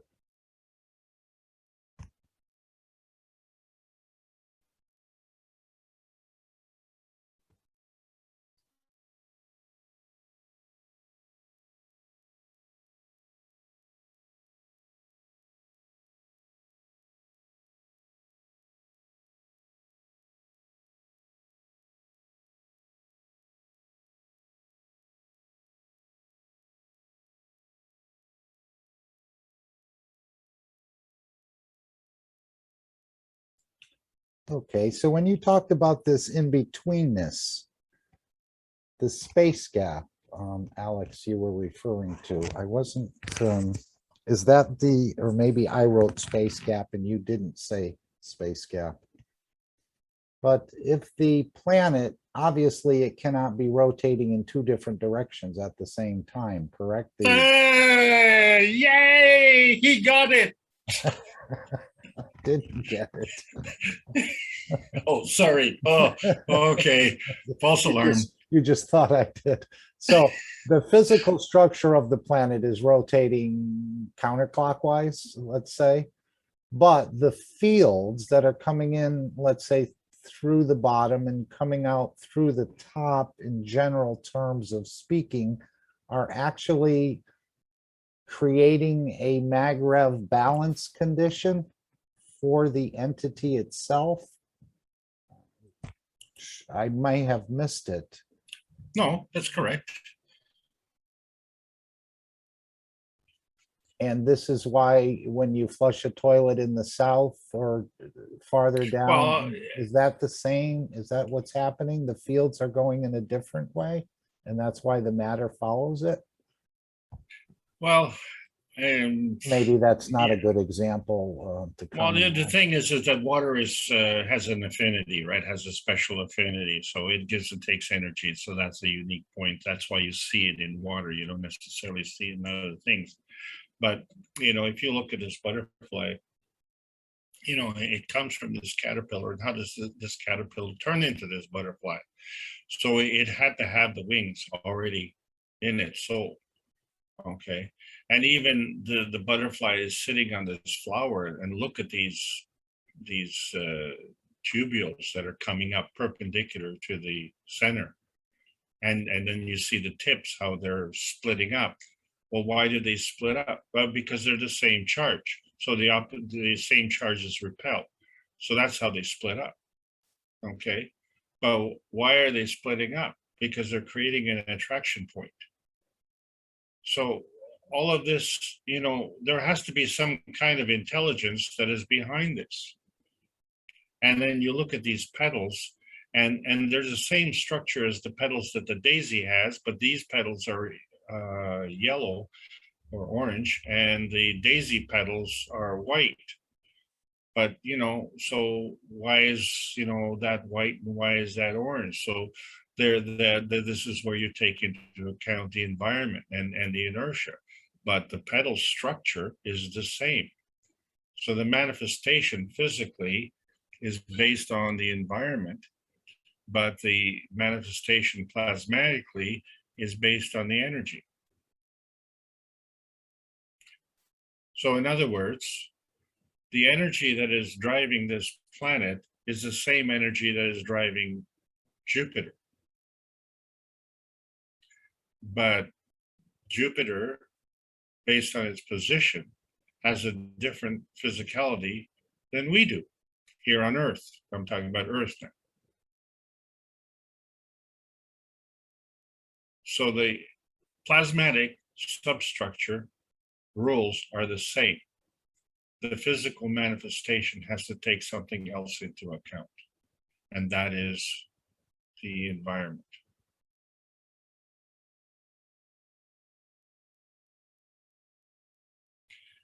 On this earth, we have cows and we have chihuahuas. The structure is the same. The substructure, the plasmatic substructure is the same.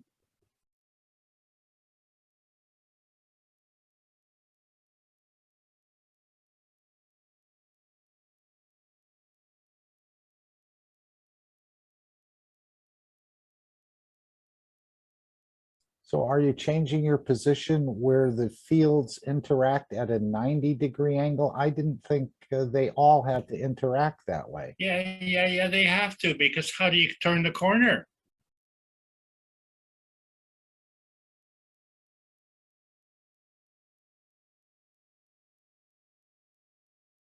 You can't go back down the same street that you're going, Well, you can try, but you're going to create a lot of chaos, and it's a very dangerous thing to do. So, traffic goes one way on one side and goes the other way on the other side. Right? So if you want to come back down this two-way street, you better go on the correct side.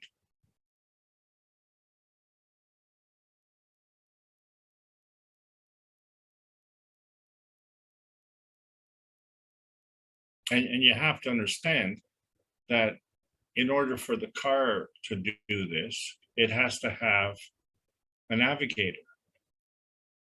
So with respect to your car, you are the car's soul. You're the one who's directing the car, aren't you? But you're also directing your body. But you have, at night or when you go to sleep, you can park your body. But this is where things change. We treat our bodies the way we treat our cars. Oh, we'll just fix it. We'll just replace the part, or we'll just, well, like when you think about it, we have 2 arms and 2 legs, and let's say, you have a problem with, one part, you amputate that. Imagine if your mechanic did the same thing. Oh, I got a problem with my brakes. Well, we're just going to amputate that wheel. You've got 3 others. Well, you can't do that with a car, but we do that with people. There's something wrong with that logic. I mean, seriously, if you give it thought, how did it happen that we accept this kind of, physical mutilation, but, we have laws that we wouldn't allow that kind of physical mutilation to our cars. Can you imagine how many 3-wheeled cars we'd have driving down the street? Not that there aren't 3-wheeled cars, it's just that these are 3-wheeled cars that were designed with 4 wheels. But, over the course of time, well, I'm afraid we had to amputate. Or, you got a flat tire. Well, we're just going to throw the tire away. We'll just drive on the other 3. We are treating our solutions physically. We have to understand the energy substrate that is causing that to happen. So this caterpillar and this butterfly are one and the same.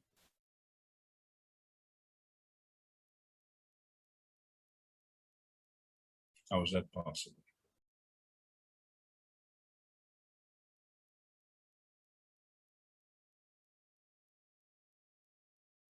Well, it gets in that cocoon there, and then it comes out as the butterfly. So it has to go through a transition period. Okay, am I cheering again? You got it? The wings don't just come out, right? Of the caterpillar, it has to create a nest. It has to go in there, and then it has to transmute over a period of time. There you go. That's right. Mom would not be very happy if you were born an adult. So when we travel as a cylindrical plasma or a cylindrical neutron, we don't have any delay in point of manifestation if we'd like to, or point of arrival or point of destination, right? There's no cocoon. We don't stop at the coffee shop and halfway there and say, I think I'll have a coffee and donut, and then continue our trip. It's a single process. It sounds like, to me, instantaneous process. Okay, so I cannot give you the definitive answer on that because I'm not on the leading edge of the research. What do you mean? However, you can get stuck in the rings of Saturn while you're there for 500,000 years and then continue? No, what I'm saying is that, the given transport system that we have right now is we are born into our mother's womb, and then, we live on this planet, and then we die, and then we leave. But, many of us think that there's, after we leave, that there's nothing. Well, if before we were born, you cannot say that there was nothing because, you didn't come from nothing. You came from somewhere, and, the explanation of saying, well, it was the glint in daddy's eye. Well, that's, well, that's okay, if you don't have the solid answer. But the thing is, we came from somewhere. So now, finally, we have an opportunity to decide where we're coming from. And we have an opportunity to decide where we're going. And the in-between point, which is the life, which is the connection between those arrivals and departures, is our learning time. It's the connection. And so it would be really good if we could leave with more than what we came with. But, we can't leave with our physical possessions. So what we can now leave with is with our physical construct. And the reason for that is because we created this physical construct in this environment. The question becomes, can we take this physical construct to another location? And now we find out that the answer is yes. And the reason for that is because we can create this cocoon. We can create this mechanism to travel with. But the exact way and how this is done, I don't have access to that information, but this is what I can tell you. We have a plasmatic substructure. And when we get into that environment, we can have our physical structure. The plasmatic substructure builds our physical structure. Okay, so if we can imitate the environment that we have on this earth in another location, then I think that would be the answer to your question. Then this is how we can travel.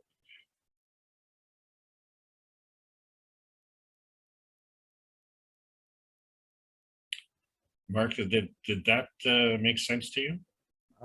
A bit. I have to work through it though. Or maybe go back to one of the beginners classes and then work my way back up. Well, you see, the point is that you are what you are right now. And whatever it is that you are, there's a support structure to keep you there. If that support structure leaves, the physicality cannot go. But if that support structure takes the soul of the physicality, in other words, the soul of the body, then it can. And then the soul of the body can manifest its physical structure in the environment if that environment is conducive to that particular structure. But if the environment is different, then it may be still physical, but not the same, if you know what I mean. Yes, and the crop circles were an interesting point, but as you said, I guess we won't get into that right now.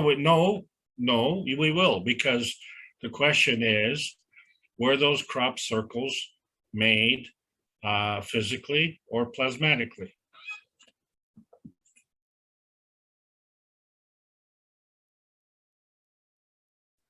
Well, I've been thinking, I don't know if it's the universal community making these circles or not, but it could be from a satellite with a microwave in an open field because they're so precise. Obviously, they're not man-made, or when you have 2 or 3 of them. Why would you say they're obviously not man-made? Well, I'm not sure if the universal community communicates that way, but they may. I don't know. Well, but the way they're bent over and there's some heat involved, I think. I could be wrong. I haven't really studied them for quite a while. But, well, the thing is that we have looked at them and we don't know where they came from. So, you know, there's all sorts of conjecture. But the answer comes down when you look at the physical manifestation, you know, and you say, well, like, why are these things being manifest, and who's doing this, and how are they doing it? And right. You know, would you, if you had the capability, let's say you were a member of the universal community and you had the ability, is that what you would do? You would literally go and do graffiti You see, this is one of the things, you know, when I look at the hieroglyphs on the Egyptian tombs, you know what I'm talking about? Yes. Okay. You know what that is? That's vandalism. That's the same thing we have in our modern cities. They call it tagging. The difference is the guys in the street who are doing the tagging are kind of being mischievous. The hieroglyphs on the tombs are being ordered, you know, by the ruler, you know. So, you know, there are people who are reading these hieroglyphs and they're saying, oh, well, you know, so and so was the ruler, and, you know, this is the powers that he had and all that. Yeah, really? Is that what that's what he did, to spend his time defacing the walls of these buildings with homage to himself? It's another form of idolatry. So, you know, what better way, you know, to shall we say, propagate your history than to etch it in stone, or etch it in clay and let the clay harden, and then, you know, it becomes everlasting because it has a low energy. And you think about it, you know, and especially if you look closely at the Sphinx on the pyramids there, the head and the body, it doesn't match. And you can clearly see that there's water erosion around the base. And you can see that, you know, where the pyramid is now, there's not a lot of water around. I'm just saying to you. And Yeah. then, you know, if you look at the base of the pyramid, it's of a lion. Well, who puts a monument of a lion? Well, someone who is following the zodiac, and so that was Leo. So that's how we know the pyramids were built 10,350 to 10,450 BC. Okay, because if it had a bull, then that would have been, you know, an Apis, or if it had been a ram or a Pisces. You know, these are all 2,160 years apart. These are all, who keeps that? You know, you look at your watch, you know, you may have 60 minutes on your watch, or you may even have 12 hours. You don't even have 24 hours on your watch. Well, who keeps track of 2,160 years? The average human life expectancy, you know, is what, 60s, 70s, whatever. Okay, so how does that, you know, Mark, can you keep track? Where are we now? Are we, is it, I lost track. Is it the year 1826, or is it 1828? You know, so obviously we're the ones who are just, you know, not reading our history, but this has all been done willfully. So we have fallen into this trap. So what I'm saying is, going back to these crop circles, there is an advanced technology that is capable of making these crop circles. Okay, well, that's fine. All right. But who bothers doing that? You know, is that what you would want to do? Imagine you go to Mars. Is that what you'd want to do? You just want to whip down there and scratch your initials? You know, Mark was here. We're not very sophisticated, I'd say. Right, right. Compared to their technology and everything, but we never know. I know years ago, people reported seeing a ball of light in the fields, whether that's accurate or not. They called it a mowing devil. And they created these crop circles or something, but it could be a natural thing. But to make these patterns and things, very interesting. Why don't I open the floor up to someone else who has a thought they'd like to bring? We have a lot of knowledge seekers here with a lot of different levels of knowledge. Of course, our soul knows it all, but we're working somewhat through the physicality right now. Is there anyone who'd like to bring a thought or a comment or add to the knowledge, perhaps?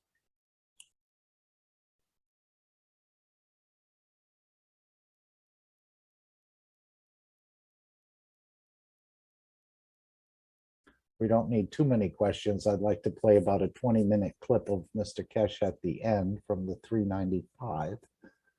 But we're getting quite a bit of silence here, which is okay.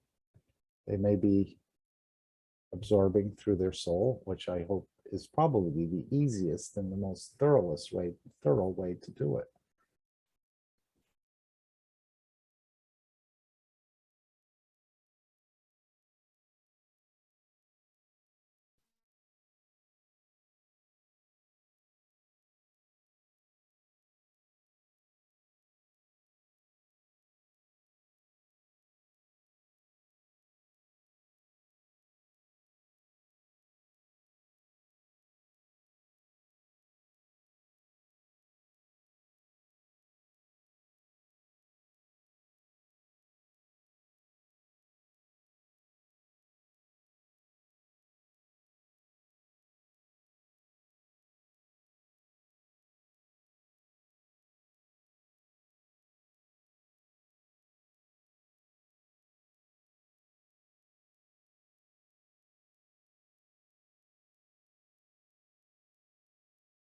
Now, before we made the cup of man, we made the cup of physicality and the cup of emotion. Is that correct? Is that what we called it? Or did they call it the twin cups in a way? And then with one swoop, he connected a wire to connect them both together. And I think this is what he was leading up to, was connecting our physicality with our soul, but we're also finding the soul of physicality can act independently as well as the soul of the man. So the cup of man came after those cups, and that's where he connected the common wire together on both of them. Is that correct, Alex, if you recall? Yes, that's correct.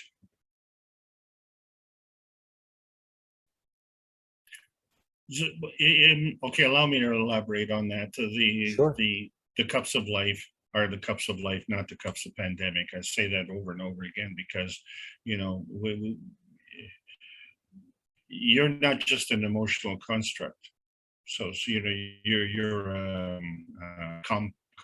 combination of constructs. So you have an emotional and a physical, and you also have a mental. All right, and then some of us are overcommitted to one or the other, right? So some of us are overcommitted to our emotional feelings, and others are committed to our physical feelings, right? That's why you have bodybuilders. Yeah, I think it's more towards the physicality, as he reminds us often. We're so physical. Yeah, but so we have the physical, emotional, and the mental. But what I'm saying is, from a soul level, we're none of those three, because the mental aspect is a transformation, and the body aspect is the transportation. Okay, both of those are form artifacts of transmutation.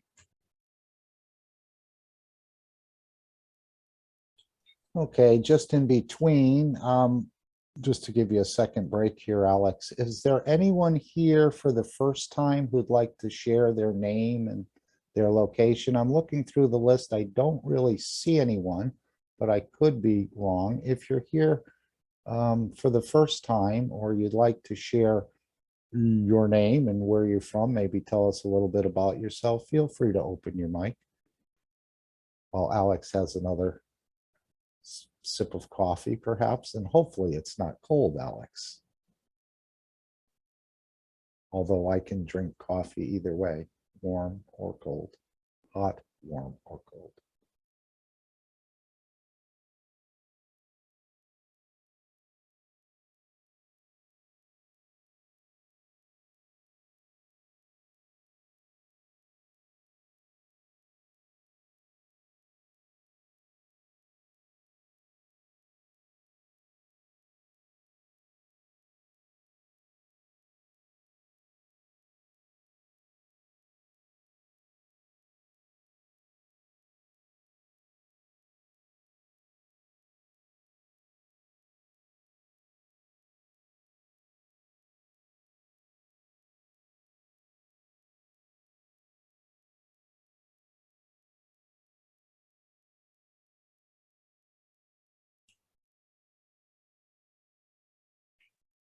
Is there a different meaning to eddy currents, or does that just have to do with water? I'm thinking something with electricity, but I could be off. So you're saying when the ship is sailing through the water, it's creating these sort of circulars, or what we call an eddy current?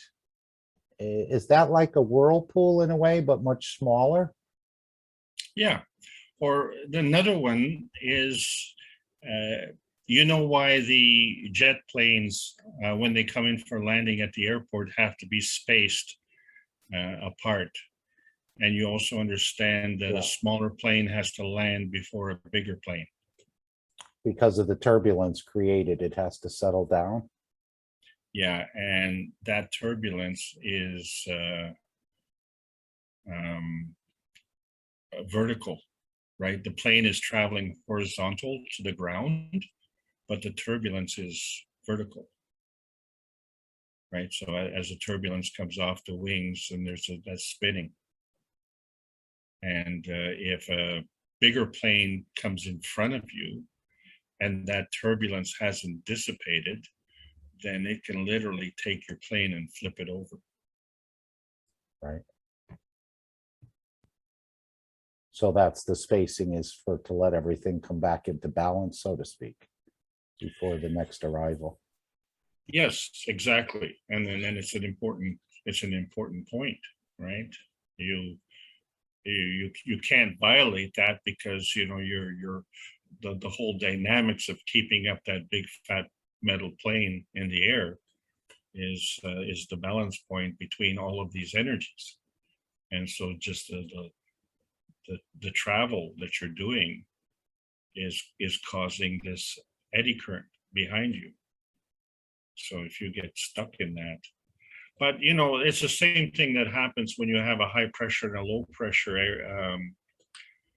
You understand that when you look at the weather map, that the high pressure and the low pressure are rotating perpendicular to the surface of the earth. And then there is a friction point, because the high pressure and the low pressure are conflicting. They're turning in opposite directions. So that friction point creates a turbulence. And if that is on the right conditions, then you can create a tornado. And isn't it interesting that if you take three vortices of air turbulence and you bring them together, you know when a tornado is going to hit. When you see three vortices in the sky and they have a nearness and proximity, you better start running. And if you've ever been through a tornado, and I have, and I'm telling you, it's scary. And you know, you watch the movies on TV and you see these, you know, tornado chasers. Oh, we're going to get close to the tornado. Yeah, you really want to do that? Well, you know, I was driving and the tornado came right down on top of me and I couldn't see anything. So, you know, when you look inside a tornado, well, you can't see through the tornado, right? Although it's air, but you can't see through it. Well, that's what happened to me. And probably the only thing that saved me, and there were people who pulled over to the side of the road, and said, well, that's stupid. You know, you just made yourself a sitting duck. So by continuing to drive, and in fact, I stepped on the accelerator. What are you doing? I said, like, I'm going as fast as I can. Like, get me out of here. So the tornado came at a perpendicular angle to the angle that I was driving at. So the chances of it hitting me or capturing me were diminished, not eliminated, but diminished. And I'll tell you, I could tell where I was, because a tornado sounds like a freight train coming at you at, you know, 60 miles an hour. And it's loud, and you can tell. when it's coming and when it's going, right? So I knew exactly where I was, even though I couldn't see it, but everything was gray, totally gray around me. And the only thing that I could follow, I couldn't even see the taillights on a car in front of me. But I thought, you know what, if I hit the car in front of me, a lot better than getting slammed by a tornado. So, but I navigated through it, and I only needed a small period of time to do that. And we came into the sunshine. It was amazing, beautiful sunshine. So we pulled over for a coffee, and we kind of sweated it out and realized how close we were. And then we listened to the news broadcast and how many houses were damaged. I think there were about 29 houses damaged in its path. So, but those houses were stationary. We had a knowledge seeker put in the chat, image result for eddy current in electric current meaning. Eddy currents, also called Foucault's current, are loops of electric current induced within conductors by a changing magnetic field in the conductor according to the Faraday law of induction. The current flowing through the resistance of the conductor also dissipates the energy as heat in the material. This must be one of our older knowledge seekers. No, but this is good, you see. So we have, what I'm saying is we have physical examples of energy in motion. And then to understand, you know, all of these things go, you know, perpendicular to each other. It's the same like with the induction motors. You know, you're cutting lines of flux. So, you know, to cut these lines of flux, you have to go at 90 degrees to them. It's just like, you know, these straws are vertical and the line of motion is cutting across. So it's cutting across all of these flux lines. Well, the difference is when you're looking at these small currents, these are magnetical. But when you look at the substructure, the origin from it, which is gravitational, that is your proton-electron relationship. So when we look at the proton, it's 1,849 times bigger than the electron, but the electron and the proton are married. How can that be? How can that be? I don't know. I've never was married. Well, yeah, but I'm talking about a maggraph, electron-proton balance. How can that be? Not on one dimension, cannot be on one dimension. Has to be on 3 dimensions. I don't see how you thought you were safe if you were perpendicular to the storm when the storm is going in a rotational direction. How could you be perpendicular to the storm and think you were safe? Well, the thing that a tornado is different from a hurricane, right? That the tornado hits a spot, and a hurricane, well, just a moment. Yes, yeah, I think you're correct there. The No, a tornado tornado is much more concentrated. Yeah, and also it bounces like a beach ball or a basketball. So I had, you know, to hit the axis, XY axis, that's one, but I could hit the XY axis, but it could bounce over me. And I think based on the sound and based on the vision that I had, which was no vision, I couldn't see anything. It was the middle of the day and it was dark gray. I mean, it was like, you know, what they call gray water, you know, in a sewer. But so it could have crossed over at the same time, but that's still, there's a 3rd dimension where it's bouncing and it could have bounced right over me. And I really think that's what happened. Okay, but if I would have stood still, then in that particular instance, I could have been anywhere. So by keep moving, I had to be at a particular point. So when you look at Herman Wales' discussion, this energy cannot be in two places at the same time. So there has to be a motion. Okay, that's one energy. But when you have two energies, what are the chances of those two energies coming together? There has to be a nearness and proximity. So at some point, I'm nearing it, and another point, I'm leaving it. So I'm altering the nearness. And then because of the rotation, you know, at which part am I hitting it at? So the proximity, am I in a peak rotation or am I tangent to it or whatever I am?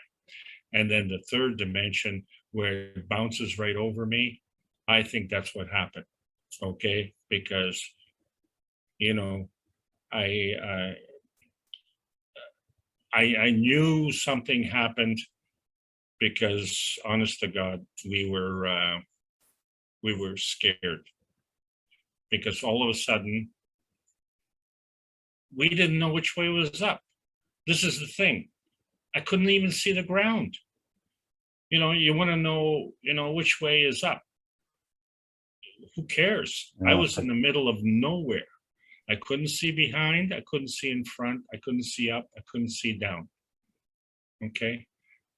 I just trusted myself to drive down the middle of the road. And I did drive down the middle of the road. It was a 3-lane road, thank God.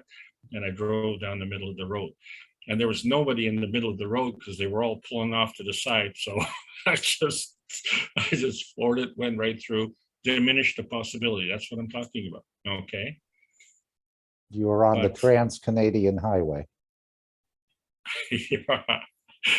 But, you know, the thing was, we had just done a pond tour where you go around from house to house and you look at people's ponds. And in that community, they got hit with the tornado. And it was, I think it was 29 homes got ravaged. So we were leaving that community, you see. So I ran headlong into the tornado. So in fact, probably it wasn't going perpendicular. It was coming towards me. So that means we were coming at each other twice the speed, which is good. Okay. So that's why you just got to keep moving. That's all. You know, can't stand still. But these eddy currents then create like a sausage. So if you're looking at top down to these magraths, it's like a sausage. So that energy has to come out. And so what that's done is it allowed a pathway to come from the gravitational point out.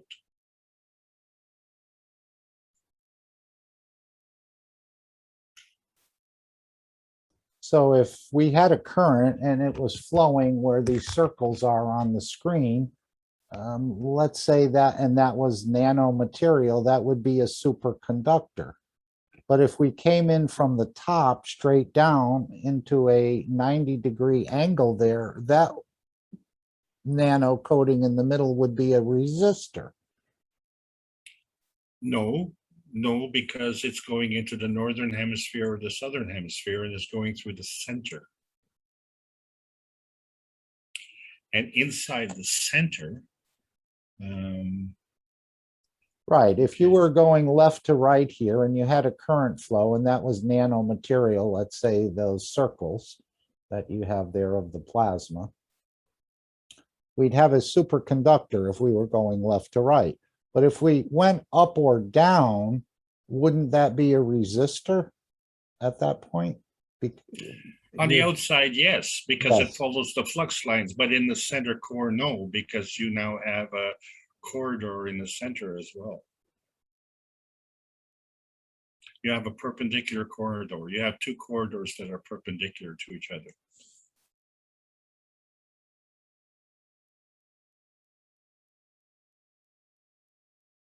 Okay, is there someone else who'd like to come in here? I'm sure someone has something they'd like to add or share at this point. Thank you, Alex, for such details.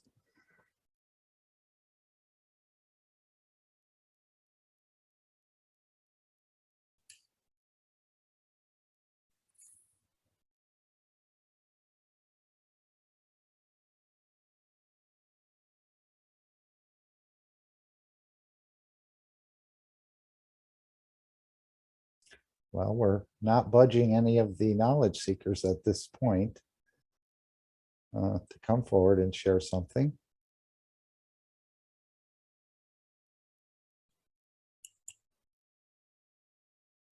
I know it's just after 11 in Europe, but again, we have all the existence in the universe, so there's no time limit that I can see. Hey, Mark, you see this picture here? Mhm. So if you get on these flux lines, that's your path. But so the northern hemisphere has these flux lines and the southern hemisphere has them. But this whole field is also rotating. So, you know, you could have, let's say this rotating field, you could say it's like a gear. And then if you have another field rotating in the opposite direction, and it's a gear. So what happens when you have gears interlocking? You know, then you either have a stopping or a crashing of the gears or something.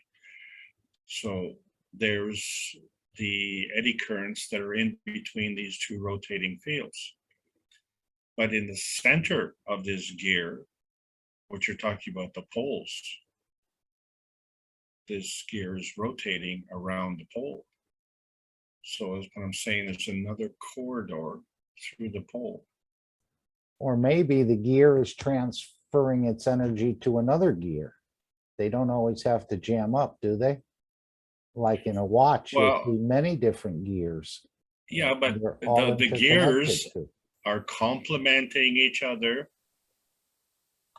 right? In order for two gears to come together, they have to rotate in opposite directions. If they're going to rotate in the same direction, then the gears have to be spread apart. There has to be a gap.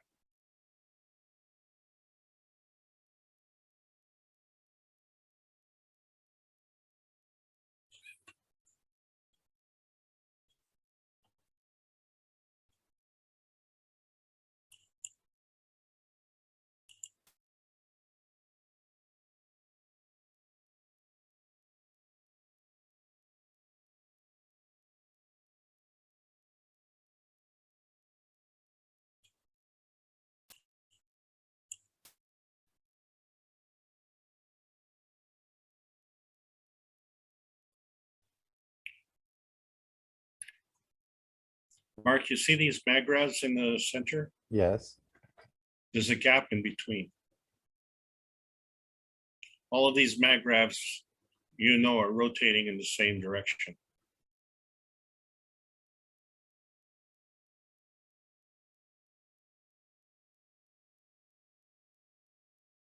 Now, this is not a monoatomic structure, or is Oh, it is. Of course it is. Yeah, okay. Because that's the whole essence of the nano coating, isn't it? There's a nano gap. Right, and if you had a set of these below or above it, would they also be rotating in the same direction, or would they create a counterbalance in a way? Or the way the fields would flow through? It depends on the nearness and proximity. Okay. There's a lot to understand here.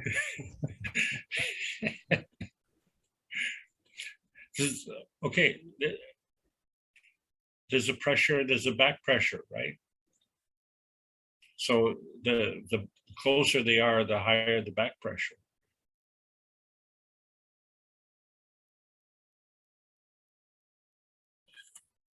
I can make one change here. Okay, so let's say I take, can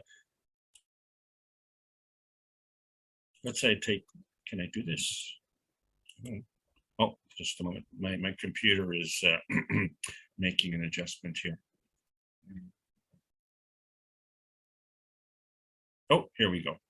Okay, so we'll try this. See if this works. No, it does not work. Now I've changed pictures. Did you see that? Yes. Would you like a whiteboard, or do you have a whiteboard you'd like to draw? No, I just want to do this. I just want Okay. to take Buddy here, and I just want to move him over. Oh, there. You see the two in the middle? They're much closer together. Yeah, you've changed it, right? Okay. Same charge, same rotation, but now they're bumping together. The gap on the outside is wider. So that would draw, let's say on the left, that's number 1. And the one that I moved over was number 3. Okay, we're going to count from left to right, 1 to 6. So I moved number 3 over. So now there's a gap between 2 and 3. What does that mean?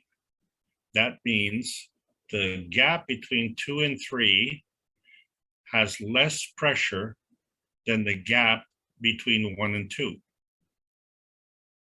Do you follow? They look relatively, well, maybe 1 and 2 is slightly closer together than 2 and 3. Yeah, But if so you number said 2, 3 and 4, then yes, I see your example, more pressure. okay, but because 3 moved over, it increased the size of the gap between 2 and 3. So now 2 is going to move. But while 2 moves over, number 4 is pushing number 3 back. So if I do that same thing, let's see if this will work. Let's see if this will work. Okay, so 2 is moving over, but number 4 has decided to push number 3 back. Okay, now what happened? Now we've got a convergence of forces between 2 and 3. But they're not going to touch because they're both going to repel each other. So the motion has to stop, and then it has to start again to repel. The motion coming together has to stop, and the motion going apart has to stop.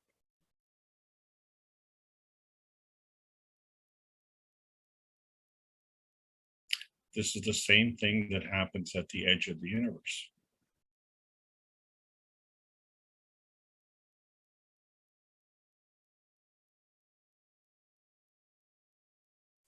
So in your mind's eye, you have to see all these guys moving.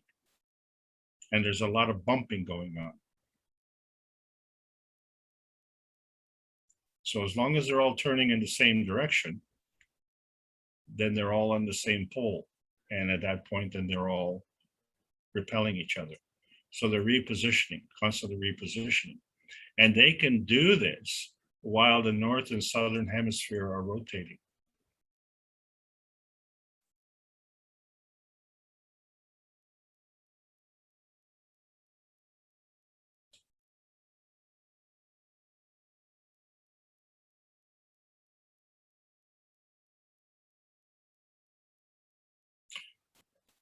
Okay, so Mark, in order to have this gap, and if these represent nanoparticles, then the gap represents a nanogap. Are we okay with that?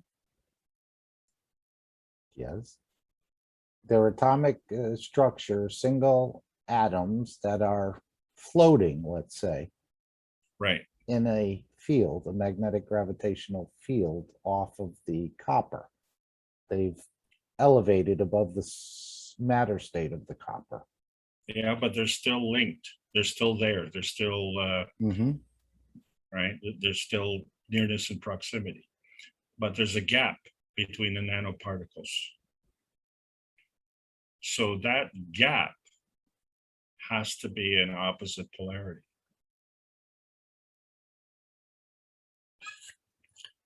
Can I? Or else they'd come together. No. Yeah, or else it'd come together. So if the two poles came together, there would be a grinding of the gears. So the only way, so the rotation of the gap is opposite to the rotation of the nano. But Mark, if the gap energy was the same field strength as the nanoparticle, then it would be the same size. And if it was the same size, then the rotating hemispheres would have both friction and a ball bearing. But there isn't that friction to stop the rotation. The rotation of the nanoparticles is there to facilitate the rotation. So therefore the gap energy is smaller. And wouldn't that make sense? Because the energy is coming out from the core. So how can the energy from the core come out when the energy has to go back in? So it has to go back in through this gap. The plasma energy is a two-way street.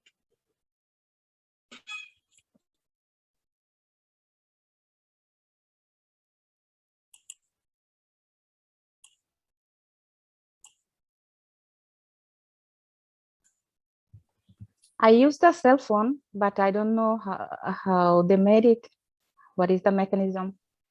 I was just going to say that when we transmute, are we going to have to understand all this? Or when we transport, are we going to have to understand all this, or will it just sort of happen? This is a great question. Okay. Only because Selena, please stay with us. She brought it up, but that was just on my mind, and I was going to bring it up to you too, Alex, but she did. Yeah. Okay. She said about the cell phone, and Mr. Kesh used that example as well. Do you have to understand the billion or so chips and how many hundreds of millions of things are in there to understand it, how to play with it? Well, the amazing thing is we have no trouble sticking our finger on the cell phone and, you know, watching the screen react. But we don't understand the plasma science. You know, that doesn't compute. And you know, if you're listening to or watching say a football game on the TV, you know, how does that happen? Inside the box? Is that where they're playing the game? Well, or are you just seeing the energy from the game? but when we put you in these boxes and you're going to transmute and travel somewhere, are you going to have to know anything about this, or is it just going to, I mean, I'm sure you must have to be. I mean, please, good evening. Oh, come right in. Good evening, Mr. Kesh. Thank you. I'm going to solve your problem. Your discussion is absolutely irrelevant. And you are still playing with the cards and horses, and you want to understand the work of the sun. When you travel in that dimension, when you understand the knowledge in that dimension that you can travel, the whole knowledge of the universe is open to you. This was in the past couple of teachings I explained. When you talk about the matter state, you have to go to university and get postgraduates and doctorate to understand, and then you become narrow-minded to one thing. When you travel in the dimension of the soul, the whole knowledge of the universe is open to you. You don't need to understand. It's part of you. The way you share your knowledge unconditionally, the share of the knowledge of the universe is open to you unconditionally. When you talk about the telephone, even if you look at that telephone and you put it in front of the salesman from Apple or the top management of the Apple, they don't have got a clue how it's done. They have one expert who's only in how to make the cover. They have an expert only who knows how to make the lens, and one expert to make the chip. and one expert to make a color. If you take any of these experts or teams out, that telephone on the table is not what you have. It'll be something different. But in the universe, you are the knowledgeable about the cover, the circuit, the front lens, and everything else, because you still think on a human level and doesn't exist. And when you become part of that transmutation or transportation, the whole knowledge of universe is open to you like anything. So you never think, do we have to know? No. But when you become dimensional exactly in that position, you'll carry the knowledge that you exist and you can survive in that position, time and space. So don't worry about, do I have to know everything? You already know when you decided to become a passenger. You say the knowledge is open, the knowledge of the universe is opened up to you while you're in this dimension. Does it stay with you when you come back or you land in a certain location? Does that knowledge stay with you, or is it only available while you're moving? It is always with you. It is always with you. It's just that if you decide to call it up and you don't want to have all the knowledge of the universe for everything in you, you only use it what and the point you need what you want to know. And it's learning gradually. And even at that point, you know what is dimension of applicable to you in this dimension or in the dimension that you travel. And so you don't need to worry about that. And at that point, you decide, this is the part of the knowledge I need to survive on this point and the place. When you keep the memory of transportation and reversing back to the soul, and you go back and you go to another place, you have the knowledge of that new place. We don't have universities, we don't have classes that you go and sit and learn.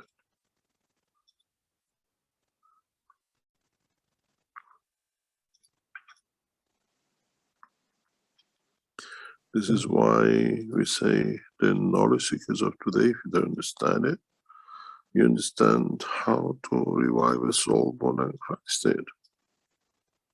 You had a discussion about the fish tank and how it's going to show. First of all, we don't talk about a fish in a dimension of the water in the tank. We talk about creating the field. That fish can exist anywhere in the universe, does not need the water.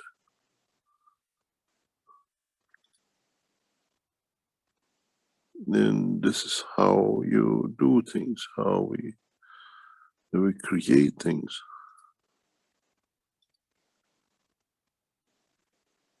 What happened to the fish which came out of the water? Did it die? Or the earth became the tank and he breathed and became man and others? What happened when we take man into space out of the atmosphere of this planet? Would it die?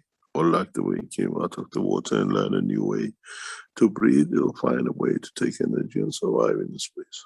No man will ever die in space from lack of oxygen, unless he decides to. We come from the environment of the water, and within a second we breathe. Now we are aware of the dimension of the energy of the man we call the soul. We convert to the soul energy. This is what I said, and especially in recent past. The new cycle of the life on this planet will be created through the soul, which means when the child is born through the same passage, but through the soul first, and then the physicality. Then how can the soul in the womb of the mother breathe and comes out and can breathe as well, and then can go to another dimension and still can breathe. Breathing meaning staying alive, not necessarily inhaling something. Meaning to connect to the energy universe and being supported by to stay as a plasma with intelligence and decision.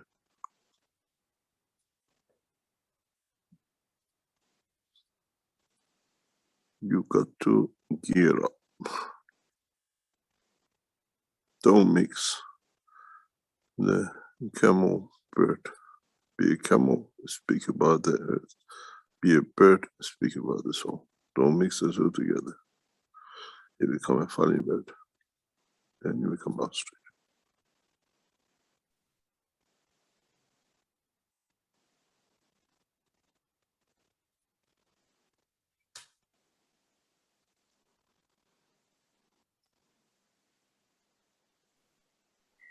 I was gonna say this before you appeared, Mr. Kesh, to Mark.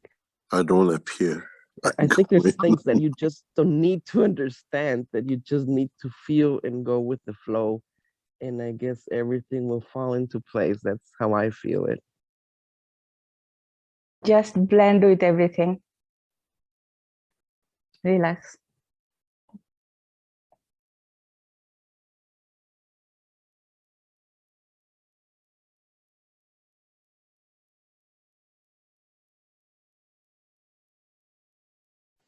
The problem is that you don't go with everything. Everything has already gone with you. You were not aware of it. No, you go with the flow. No, you don't go with the flow. You're already in the flow. You don't Exactly. need to go with it. Exactly. And I think You missed the boat. What's important is to enjoy the ride. Wherever it takes you.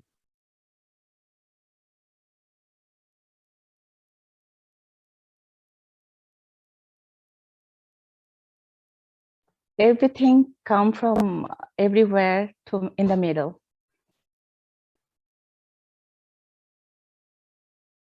Center. And then happen.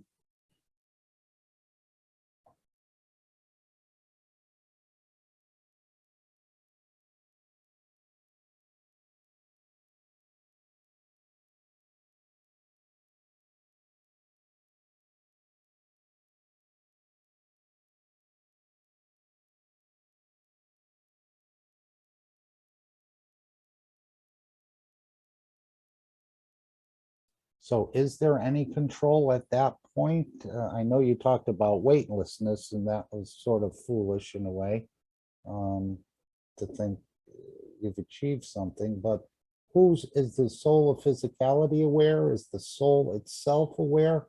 Or are you just, both are just encompassed in this existence? Maybe breathing, maybe not breathing.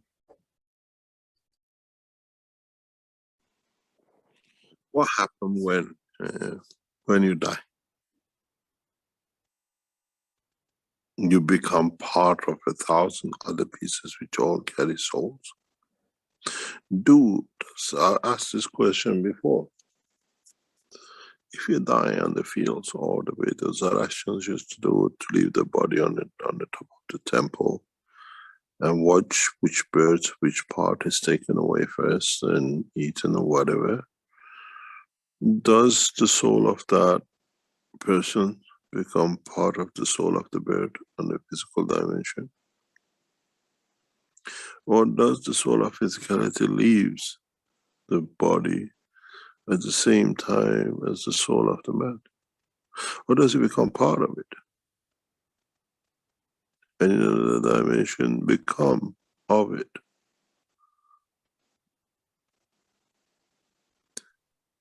When a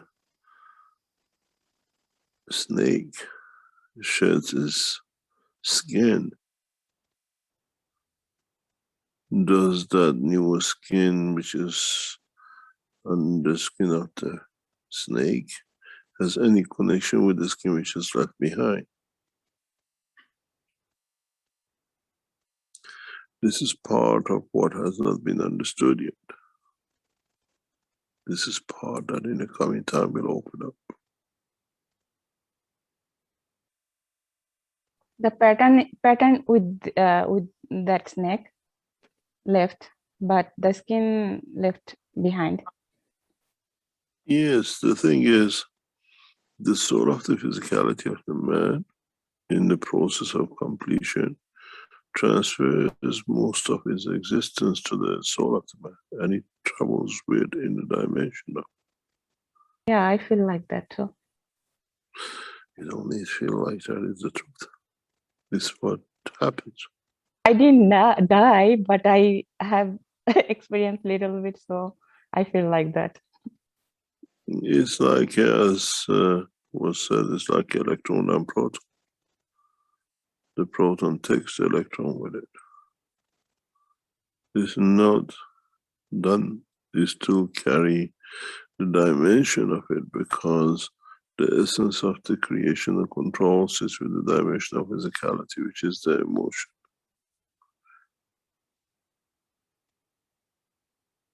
At the moment, we create an emotion, physical emotion between the soul and the soul of physicality. In that dimension is between the soul of physicality and the soul.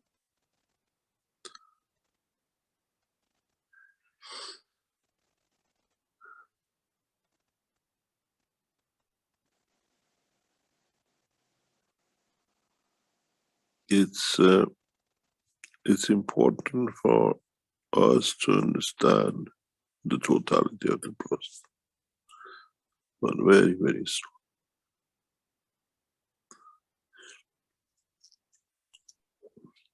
Mr. Cash, what you just described there, that would be the emotion of presence?